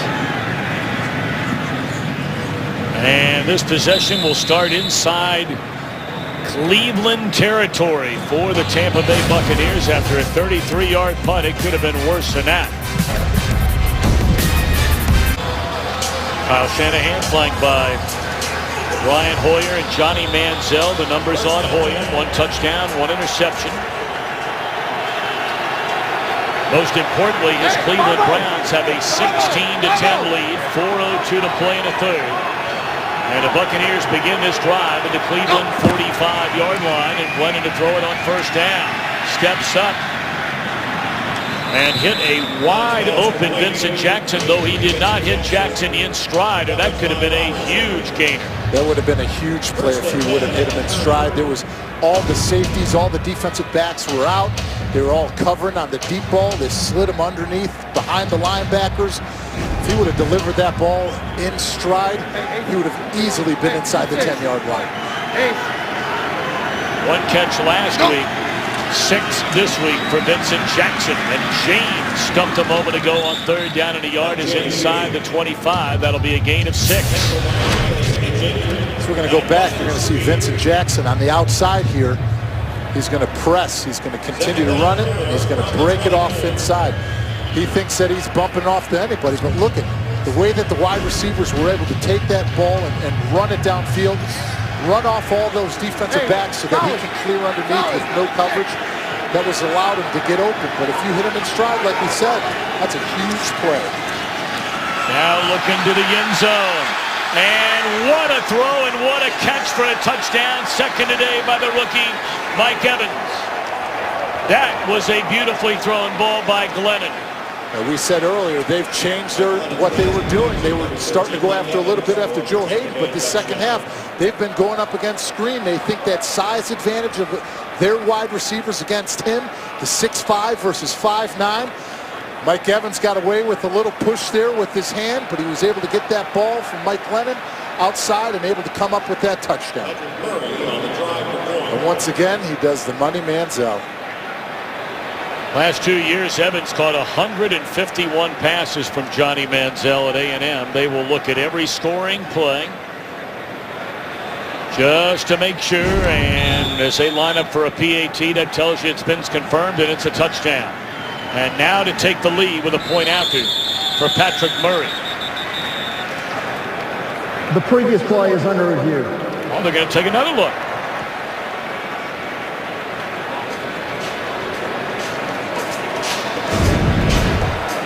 We'll get another look at it here. Caught. 1, 2. Was his hand out of bounds? I think that's what they may be looking at. But I think he dragged the second foot. I think Let's he watch dragged it. the second Touch. foot. 1, touch, 2. Yeah. There it is. Well, we can check in with our main man, Mike Pereira, former head of NFL officials, who, of course, is part of our telecast each and every week here on Fox. And, well, Mike Pereira, what do you think? Does that look like a touchdown score to you? Certainly does to me, because you focus on the feet, left, right. He's got control of the ball. The hand hits out of bounds, but both feet coming down first. There you go. With both feet, hand, actually fingers touch out of bounds, but to me, he's completed the catch before that. And most importantly, what's he do? Maintains control. Yep. But what could be taking this long, do you think, that they might be looking for that perhaps we're missing? Well, I mean, anytime you, at least when I watch these and they take a long time, you think they might be overturning it and they have to get down all their things they have to say. But the receiver had firm control and 2 feet down in bounds. Touchdown. There you have it. Mike, you haven't been wrong since you left. You know what I mean? You haven't been with me all day today. Yeah. Somebody was wrong earlier. I'm not going to say who it was in one of the games. I know it wasn't you, though. I know that for sure. I'm far from perfect. So now a point after to take the lead. We always thank Mike Pereira, who has an eye on everything going on in every game around the NFL. And right here on Fox to let you know how he sees it. Murray for the lead. And it's good. Kick is good. Make the score. The Tampa Bay Buccaneers 17. Take a peek ahead to Saturday. The UFC will return to Fox Sports 1. An epic night of fights from Brazil. A light heavyweight showdown. 9th-ranked Shogun Rua. Boy, you better be tough with that name. And Oben's St. Preux. That's 10:30 Eastern on Fox Sports 1 Saturday. And streaming live on Fox Sports Go. So now it is Hoyer's turn to try and answer. David Deal said it at the very beginning. If the Cleveland Browns, who have started this year at 4-3, and everything going on with this franchise, they fired their general manager, they fired their head coach, they brought in a new coach, then brought in a new GM, they draft Johnny Manziel, Hoyer, a local kid who was 3-0 as a starter a year ago after taking over before getting hurt. But if the Browns want to say they belong in the same breath as defending champion Cincinnati, as Baltimore, as Pittsburgh, perennial playoff contenders, this is a game they cannot lose. Taylor Gabriel out across the 25 and up to the 30-yard line on the return. Let's go downstairs to Laura. Tom, you've been setting up this quarterback situation all day, and we know what's going to happen if Brian Hoyer can't move the team down the field. Everyone's going to start clamoring for Johnny. I talked to coaches about Johnny Manziel right now. They're saying right now he's growing. He's learning from his mistakes, asks good football questions, trying to understand coverages and schemes, but they say right now he's reading half the field. He doesn't have the strongest arm. We all know that. So if his first and second reads aren't there, he'll pull it down and run. Take a lot of hits. He's not big, strong, physical. He can't take a lot of hits. They know that, as he's learning especially. First down, they pitch it to West, and that's a good run. Close to 5 on first down. Tackle by Spence. Joe Thomas, the 7-time Pro Bowler, getting up out there, leading the stretch, leading that play to get a nice gain. You know, you and I were talking, David. I loved your line. You talked about Joe Thomas. We were saying, now that is a #1 draft pick. Yes, that is a baggage claim draft pick, because you know when he picks up his bags, the minute he came here to Cleveland, he was going to be the cornerstone of your offensive line for the next 10 years. He has not missed a single snap. Tripping over his own man is Hoyer. Looked like he got tangled up with his fullback Hierro Small after the center delivered the ball. So 3rd and 5 has just become 3rd and 12. Like we said, in this system, it's about the penetration. As long as you're able to body up, front people up, and stay at the line of scrimmage, you can be successful. But if you get penetration and a back doesn't have a cutback lane, or doesn't have that gap to hit at that one seam, that's where you're going to have negative plays, just like that. Blitz coming. And Hoyer hit as he threw. And that's all on this drive for the Cleveland Browns.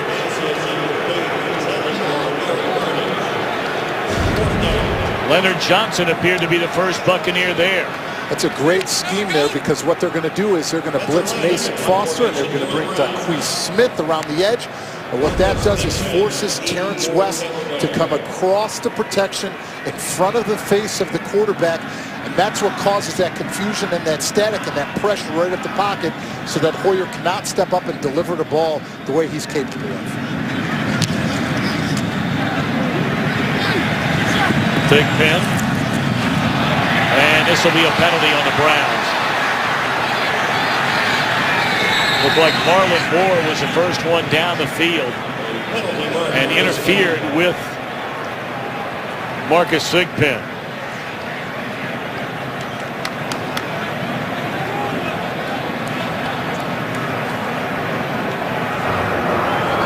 Interference with the opportunity to catch a kick. Kicking team number 15. 15-yard penalty, first down.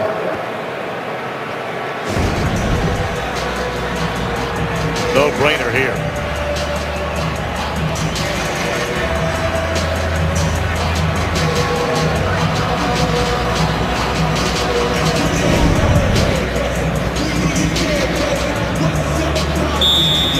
So rather than a fair catch, or even after the ball had gone over the head of Thigpen, that ball may have been down inside the 20-yard line. Instead, it's first down Tampa Bay at the 40-yard line. James getting some carries here in the second half, and that'll be a gain of 2.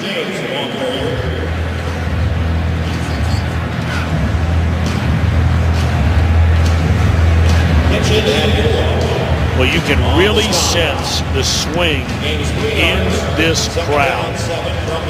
I mean, let's face it, you're talking about a franchise that, since they resumed play here in Cleveland, has lost more games than any team in the NFL since 1999. They want to believe they have great football fans in this city.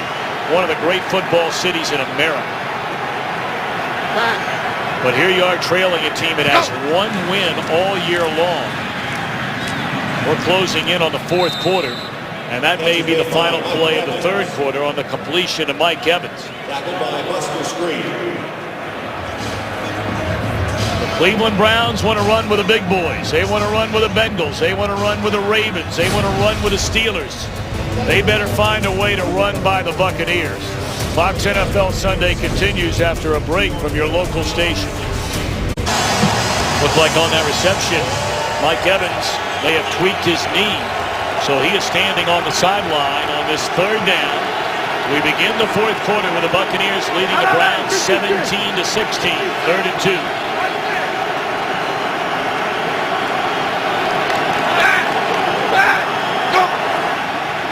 Blitz coming, Glennon gets it away, and beautifully defended by the rookie Gilbert. And there is a penalty flag behind the line of scrimmage.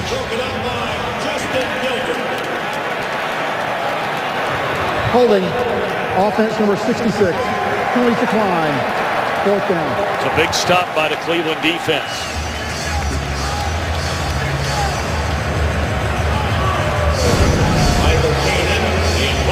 There's the hold right there. You're going to see the hands outside of the framework, completely tackling them and taking them down against Kirksey, who actually is second in the NFL amongst rookies with 32 tackles coming into this season. Staring right into the sunshine is Jim Leonard. He's basically their designated fair catcher back there. He's going to let it bounce. And not a good decision by the normally reliable. But you got to wonder if he ever saw the football. Staring straight into the setting sun to the west. Well, for more on Mike Evans, let's check in with Laura. I'm standing behind him watching him. The good news is no trainers are near him. He's holding his helmet, but he does have a very noticeable limp as he's walking right now over to the bench. Right now, trainers are coming, athletic trainers are coming over to him, but again, nobody has addressed anything. All right, Laura, thank you. We'll keep an eye on that when the Buccaneers get the football back. Starting for a second straight possession inside their own 10-yard line, the Cleveland offense.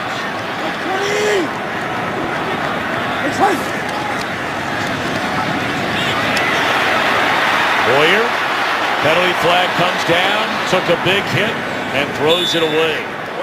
Good coverage in the secondary by the Buccaneers. Holding, offense number 72. Half the distance to the goal. First down.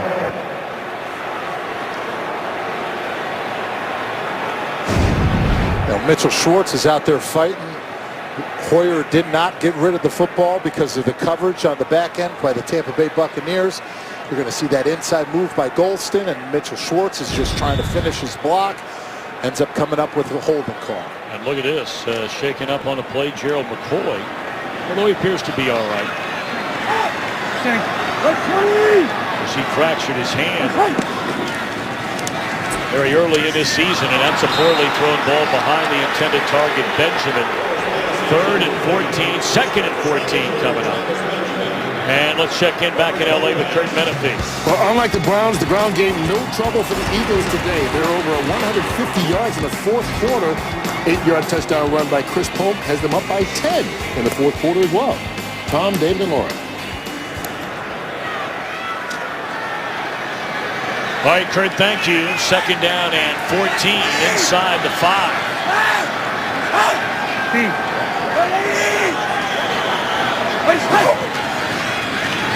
Four-man rush out of the backfield and Major right in the open field.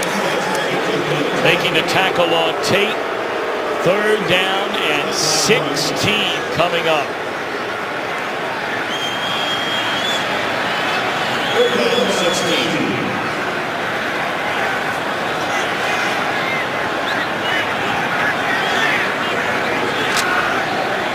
You're backed up like this. This is one where you're either going to run a quick draw or a quick slant just to make sure you do not take that safety and get that ball out of the end zone. And just as you said, catch made by Miles Austin, and can you believe that? On 3rd down and 16 out across the 27 for a first down. I'm a former offensive lineman, and I knew the quick slant was coming. So you know as a defensive back, they're coming out, they're backed up, that it's going to be a draw or a quick one because they want to get that ball out of their hands. Great play by Miles Austin to take his big body inside Alteron Werner and convert that into a first down. Huge play by Cleveland offensively. Cutting it back to the inside is Tate. And that will be a gain of almost 4 on first down.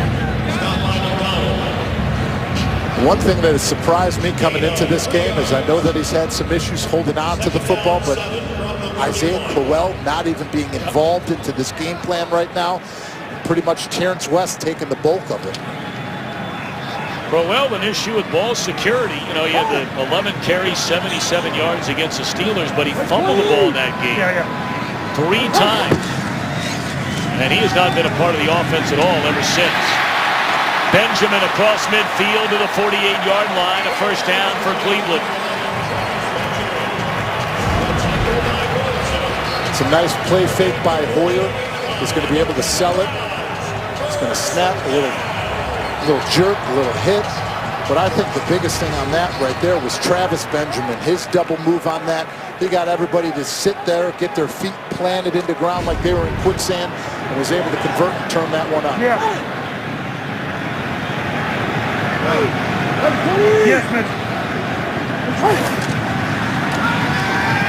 Play action, rolling Hoyer wide open as Gabriel down to the 34-yard line, and another Browns first down. This is what about play action and about getting into this groove for Brian Hoyer is when you run that zone stretch and you start running it and you start selling it and you're able to get that defensive end on the backside to start playing honest. If he starts running down the line of scrimmage, we're going to play action it. So now what they're going to try doing is start hitting that zone stretch back inside to keep that backside guy honest. They ran the same play. It's batted into the air and intercepted. It appeared to be the exact same play where they faked the run to the left, came back to the right. Hoyer threw it, and it ends up in the hands as McDougal popped it in the air for Clinton McDonald. Game on Fox is sponsored by Bud Light, who reminds fans to stay in the game and drink responsibly. By Canon and by State Farm. Pump up your savings with a discount double check today. We're in the fourth quarter. And the takeaway on the tip ball by McDougal into the big arms of Clinton McDonald. Now the Buccaneers with a 1-point lead and with the football from their own 39-yard line, and Glennon to throw it down the middle of the field. Looked like Jackson slipped out of his break across the middle. 2nd and 10. Let's go back to the interception. Yeah, well, they ran this play action bootleg the play before, and Golston got out of line. But this time, he's like, I'm not going to scream down the line of scrimmage like I got beat the last time. This time, I'm going to rush upfield. I'm going to make you plant your feet and throw it. They were able to tip it and create that turnover. It's always said, fool me once, shame on me. Try to fool me twice, shame on you, and we're going to get you. Yeah, down going. 17-16. And they pitch it to Rainey. And he is wrapped up out the 43-yard line. That'll be a gain of 4, so a 3rd down and 6 upcoming. As Kirksey came down the line to make the tackle, the rookie linebacker out of Iowa. He's had a pretty good year.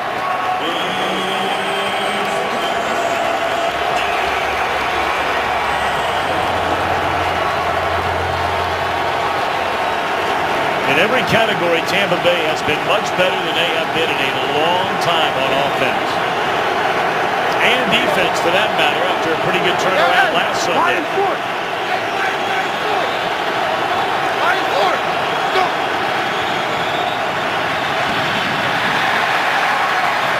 Boy, that's a play you have to make if you're the Buccaneers. That is a wide open receiver. False start. Offense number 75. There is no play. Third down. Well, they'll get another chance at it as Cousins started too early.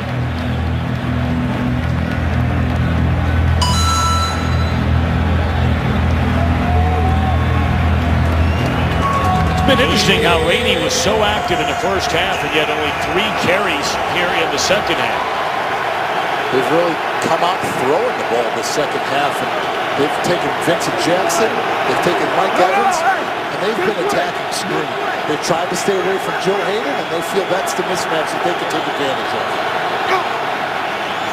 3rd and 11. And down goes Glennon in the arms of Kruger. And the Browns have a chance to get the football back.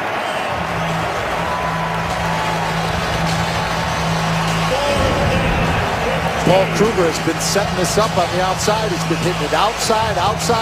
This one is going to turn into a bull, and then that inside swim move is able to come up with the sack. They had O'Neal Cousins one-on-one against him. Kruger was able to come up with a big play and turn that ball back so that we'll see if this Cleveland Browns offense can take advantage of another throw. And they blocked the punt, got a hand on the punt. Flag is down, so there's a lot happening here. Holding. Offense number 25. Penalties decline. First down. It looked like the linebacker, Craig Robertson, Got a hand on the punt by Michael Kanan. You're going to see him lined up, and they're going to run a twist. 59 is going to pick for him. He's going to make that inside move. So it's a one-on-one. He's going up against Mike James, a smaller guy. After a 5-yard head start, the linebacker's going to win that battle every single time. A big play on special teams for the Browns, and now Hoyer and Single company 54. in the Tampa Bay 35. Hey, single 54.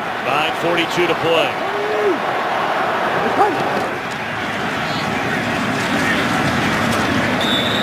West wrapped up by Golston.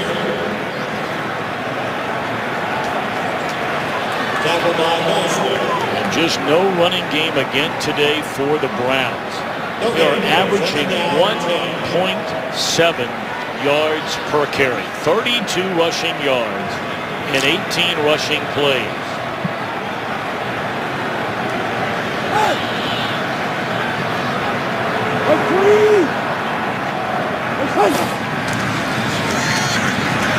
Oh, what a block, saving Hoyer's season perhaps. And wide open in the end zone, it is Gabriel. There is a penalty flag down.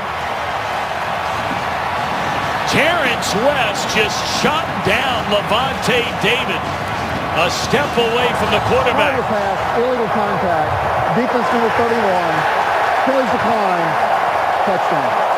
The Browns have taken a lead. You're going to see Terrence West here come across and just completely clean up Levante David. You're going to see Joe Thomas take Michael Johnson on that inside move that would hopefully clear up space for Levante David. And on that backside, you see Hawkins, Gabriel. Gabriel breaks it off, is able to beat Werner on that backside of that play and score that touchdown.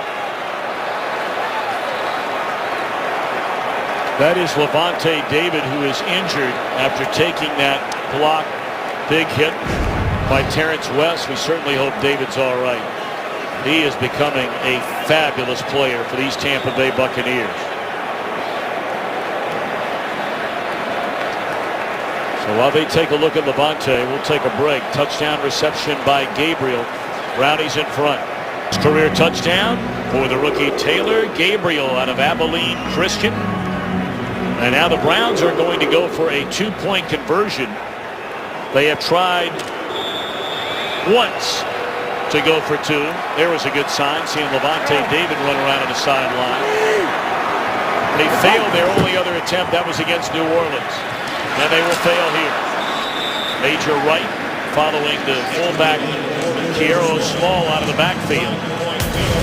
22-17. Gabriel celebrates his first career score. This game is sponsored by the new Samsung Galaxy Note 4. The next big thing is here.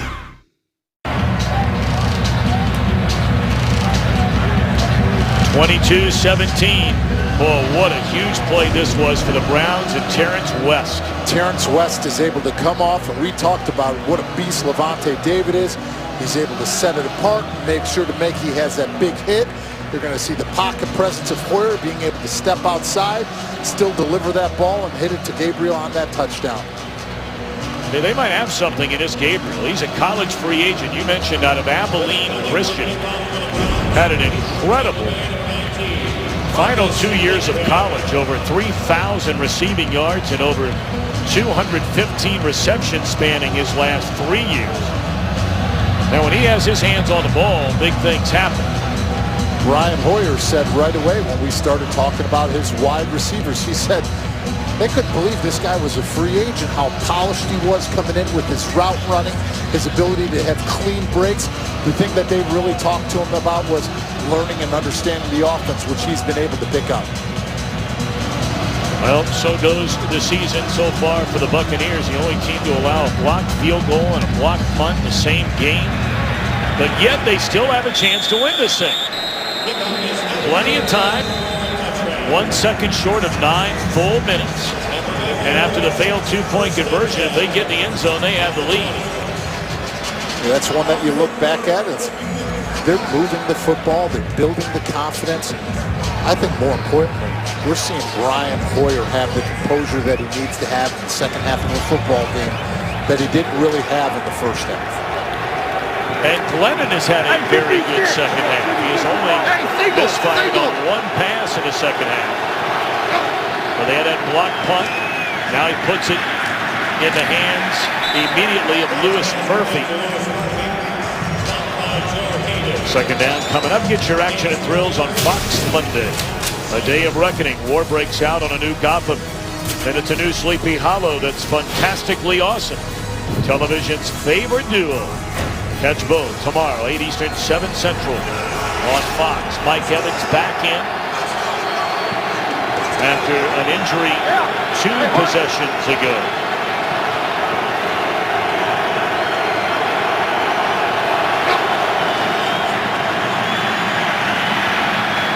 Looking for Evans. Penalty flag down.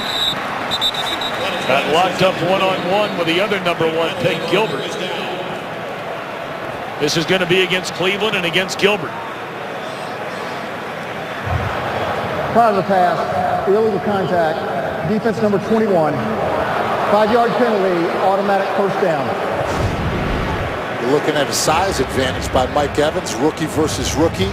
Gilbert takes the inside leverage, is trying to press him to the sidelines, using that as another defender, but just that size difference. Mike Evans is able to fight through any of that any defensive back is trying to reroute, trying to get him off of his mark, adjust his footwork. He was able to still come up with that and get that penalty.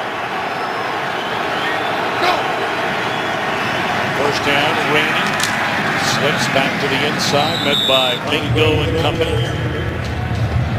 But that'll be a gain of almost 4 on first down for Rainey, who has averaged almost 5 yards per carry here today. And you see the total yards nearly even, and a scoreboard nearly even.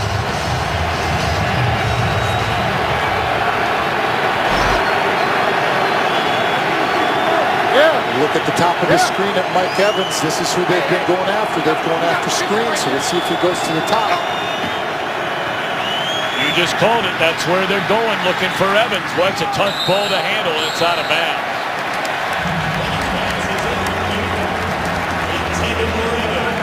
They had Gibson closing fast.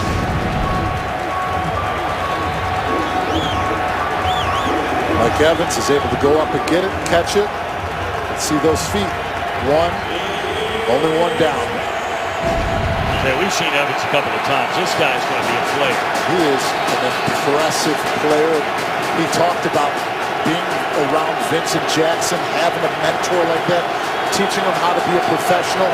He's talked about how important it is to be in an offense like this. Low dead. And was a timeout called? Yes. By the Buccaneers. Timeout, Tampa Bay.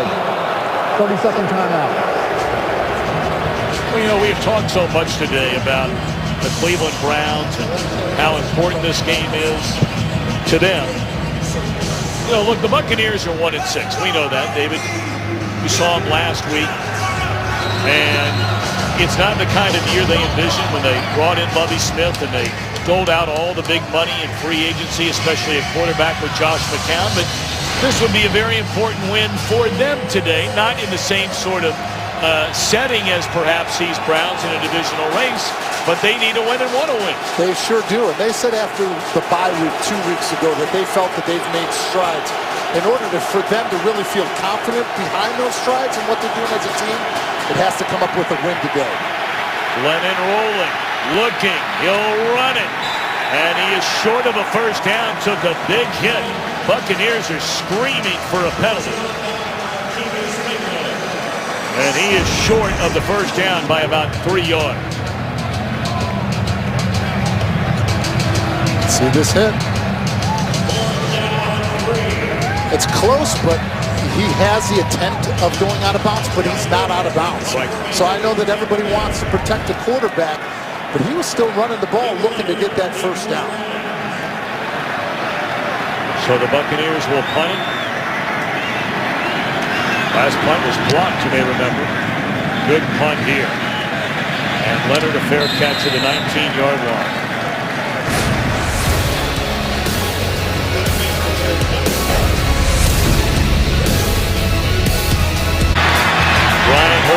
opening half.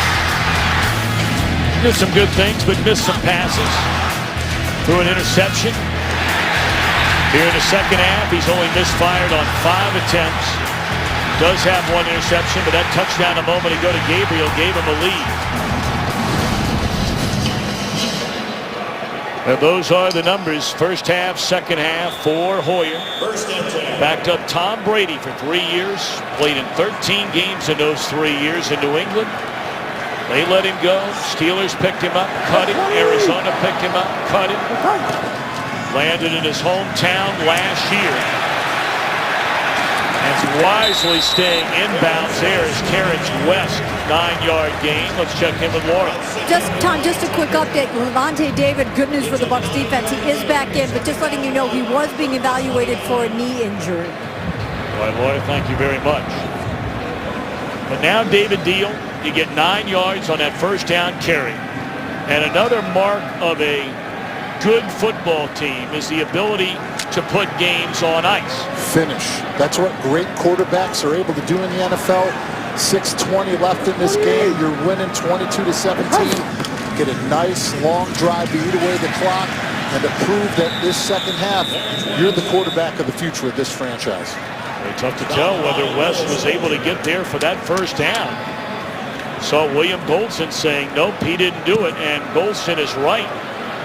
Third down and less than a yard. And, you talk about quarterbacks getting it done. This is where guys that do what you did for a living have to get it done. 3rd and 1 as an offensive lineman, you say, put the ball behind us, run the football, give us the confidence. We'll see how they come up with this one right now and if they win the line of scrimmage. Hoyer a first down, it appears.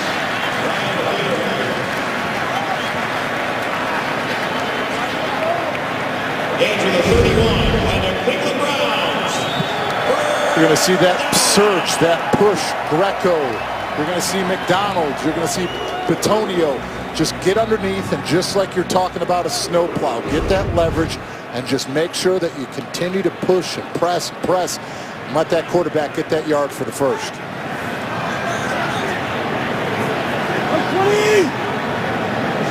Tampa Bay has 2 timeouts remaining. We're at the 5-minute mark and just nowhere to run.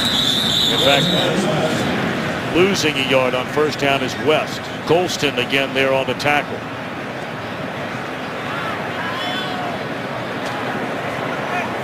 Goldston and McDonald on the tackle. Second down, 11. Browns trying to get their 5th win at home this year. They have not had a winning record at home since they resumed play in 1999 here, except for 1 season. That's the good news.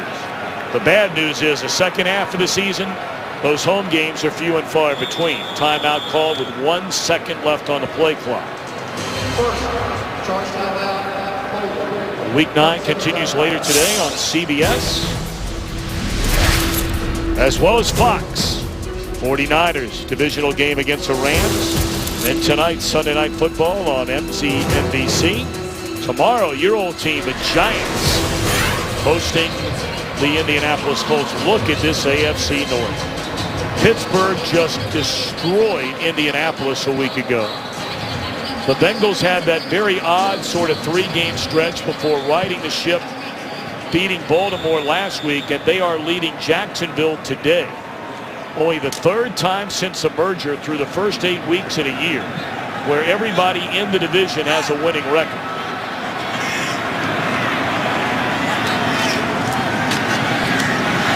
Hoyer to Miles Austin, a first down to the 42-yard line. Hoyer threading the needle on that throw. Good coverage by Werner. You always say make it look and sound like you run when you're running this play action. Look at every single one of those linebackers eat up, get sucked into the line of scrimmage.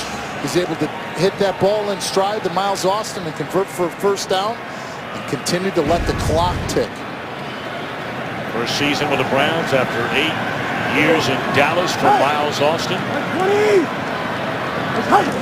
300-yard passing day for Hoyer. Pretty nifty run right there by Terrence West on first down, and now the clock very much a factor.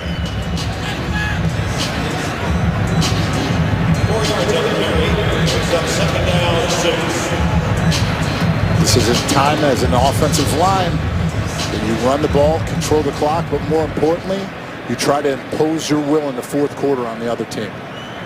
You saw Wes go to the sideline there. Every week we hear coach speak, when they talk about running backs, this guy just can't do it in pass protection. And then you kind of say, well, all right, but he's a pretty good running back. Well, the Browns win this game. Terrence West wins the pass protector of the year if they win. Ben Tate staying on his feet. 45-yard line, third down coming up. That's a great point, Tom, because, yeah, you can be the most elusive back in the world, but if you cannot be back there and block and you're going to get somebody hurt, especially your quarterback, you're not going to be out on the football field. So as much as it is important to know the running schemes and get your yards, you better know the pass protections. You better know the blitz pickups if you want to be a complete back in this league. Clock stops 2:47. Fox Sports supports, including David Deal, proud to be part of the Movember Foundation's commitment to changing the face of men's health. Join us in growing and supporting mustaches to raise awareness for issues like prostate and testicular cancers, mental health, visiting moteam.com/Fox-Sports. Third down and 8. Blitz coming. Incomplete. And the Browns will have to punt. The Buccaneers will get one more chance.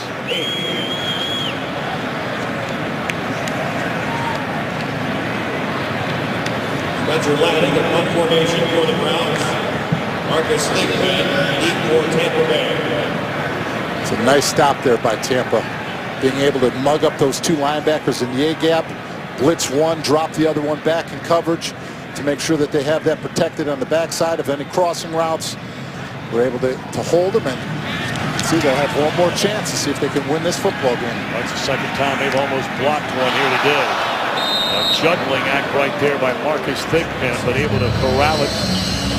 So this drive will start at the 23-yard line. We talked so much about Hoyer and all the pressure he's under, knowing Johnny Manziel is there waiting in the wings.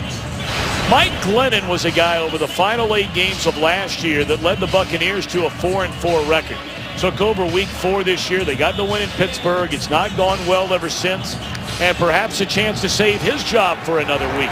Yes, he has. Josh McCown has been back healthy, throwing at practice. But they felt coming into this one, they were going to give Glennon the shot to come out and prove the type of quarterback he is, and he's been a better quarterback in every game in the second half. Wide open down the field, and delivering the strike is Glennon to Evans, and that's to the 45-yard line. And that is Justin Gilbert, the rookie, who is injured along the sideline. There is a penalty flag down on the far side of the field, the same side. Holding. Defense number 21. Penalties decline. First down. Insult to injury. The flag on Gilbert. So we can see at the top of the screen, he's going to act like he's going to block, like they're going to run that little underneath go screen. He releases back out, and Mike Evans is able to come up with a big play, get that ball all the way out to the 40, looks like the 46-yard line currently, and continue to push themselves forward to possibly win this football game. Justin Gilbert shaken up on that completed pass to Mike Evans. He goes to the sideline. So K'Waun Williams, who's not played a lot today, but he has played a lot this year. But he is a rookie. See Mike Glennon staring down, hitting Mike Evans on the catch. There's the injury. You see him before he even came down. Gilbert was grabbing at his leg.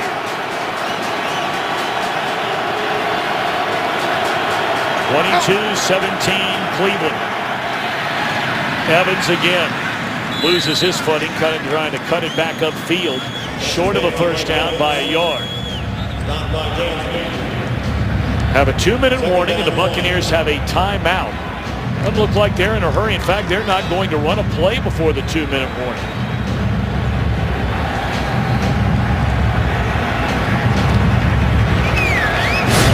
Tampa Bay trying to win it late, as they did against the Steelers.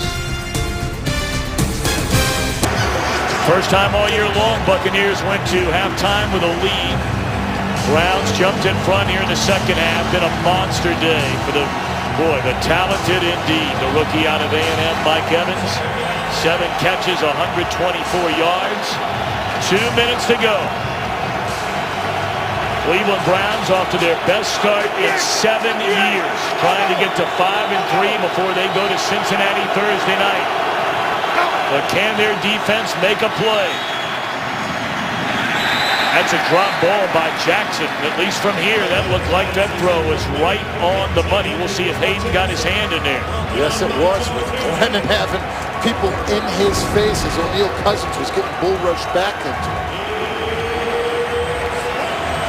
That looked like a penalty flag. It wasn't thrown. So now 3rd down and a yard. Buccaneers 4 of 11 on 3rd down. 0 for their last 5.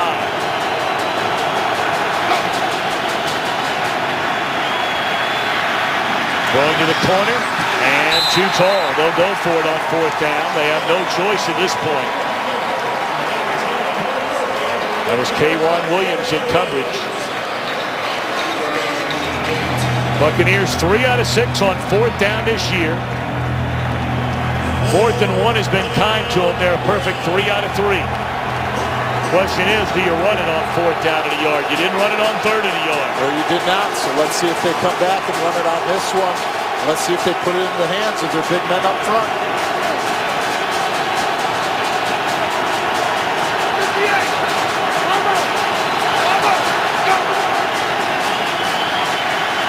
They convert Evans. There is a penalty flag down. Browns are saying this is on Tampa Bay. It is. I think they're trying to say that Lewis Murphy screened for him too early. Pass interference. Offense number 13. 10-yard penalty.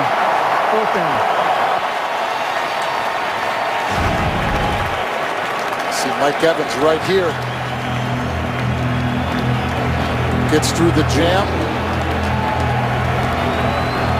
It's that last push-off is what they called. But it doesn't look like it was past the 5 yards. That's a close call right there. 4th down and 11. They need to get to the 36-yard line. No penalty flags down. Glennon floats it out there, incomplete.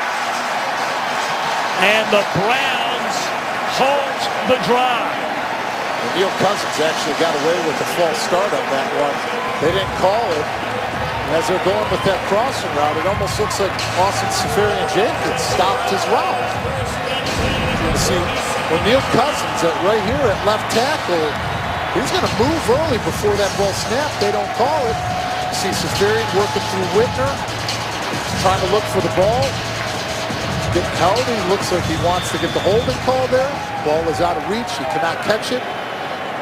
The Cleveland Browns take over the ball and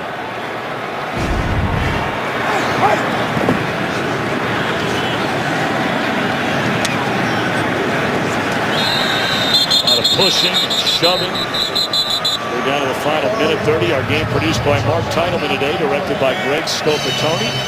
Technical producer Bob Muller, our technical director Dane Crawford.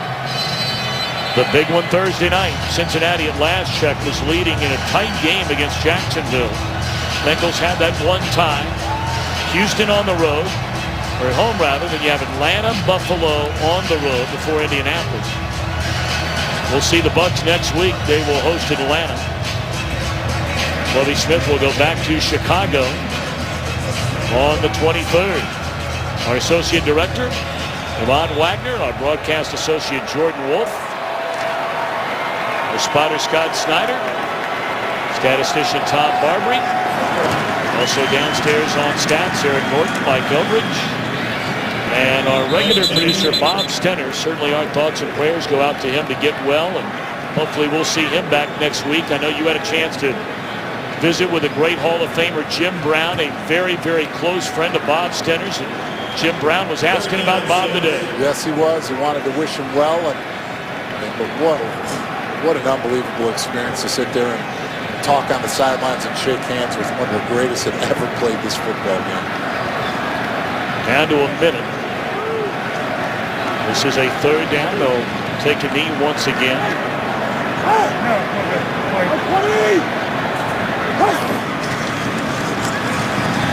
We're going to hand it off rather than take a knee. And this is going to leave us with about, 3 seconds left in the game. Fourth down,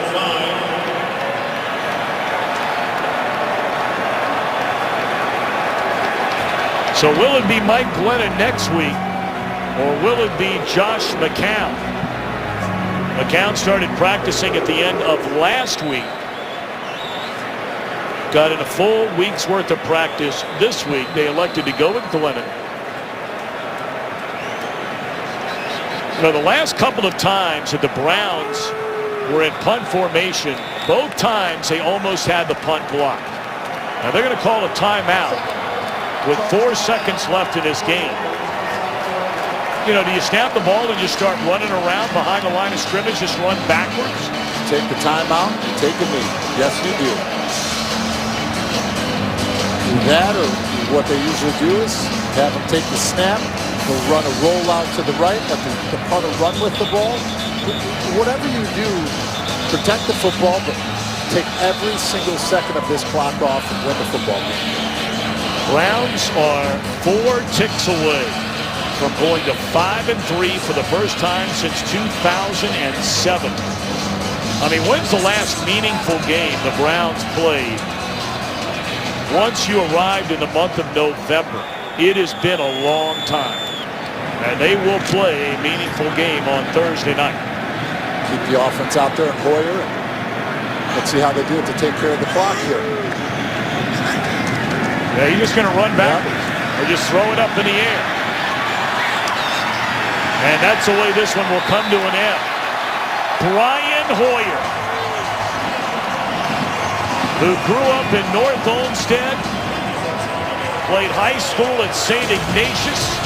As a starter, he is 8-3. The Browns are 5-3. They win it. We'll be back in a moment.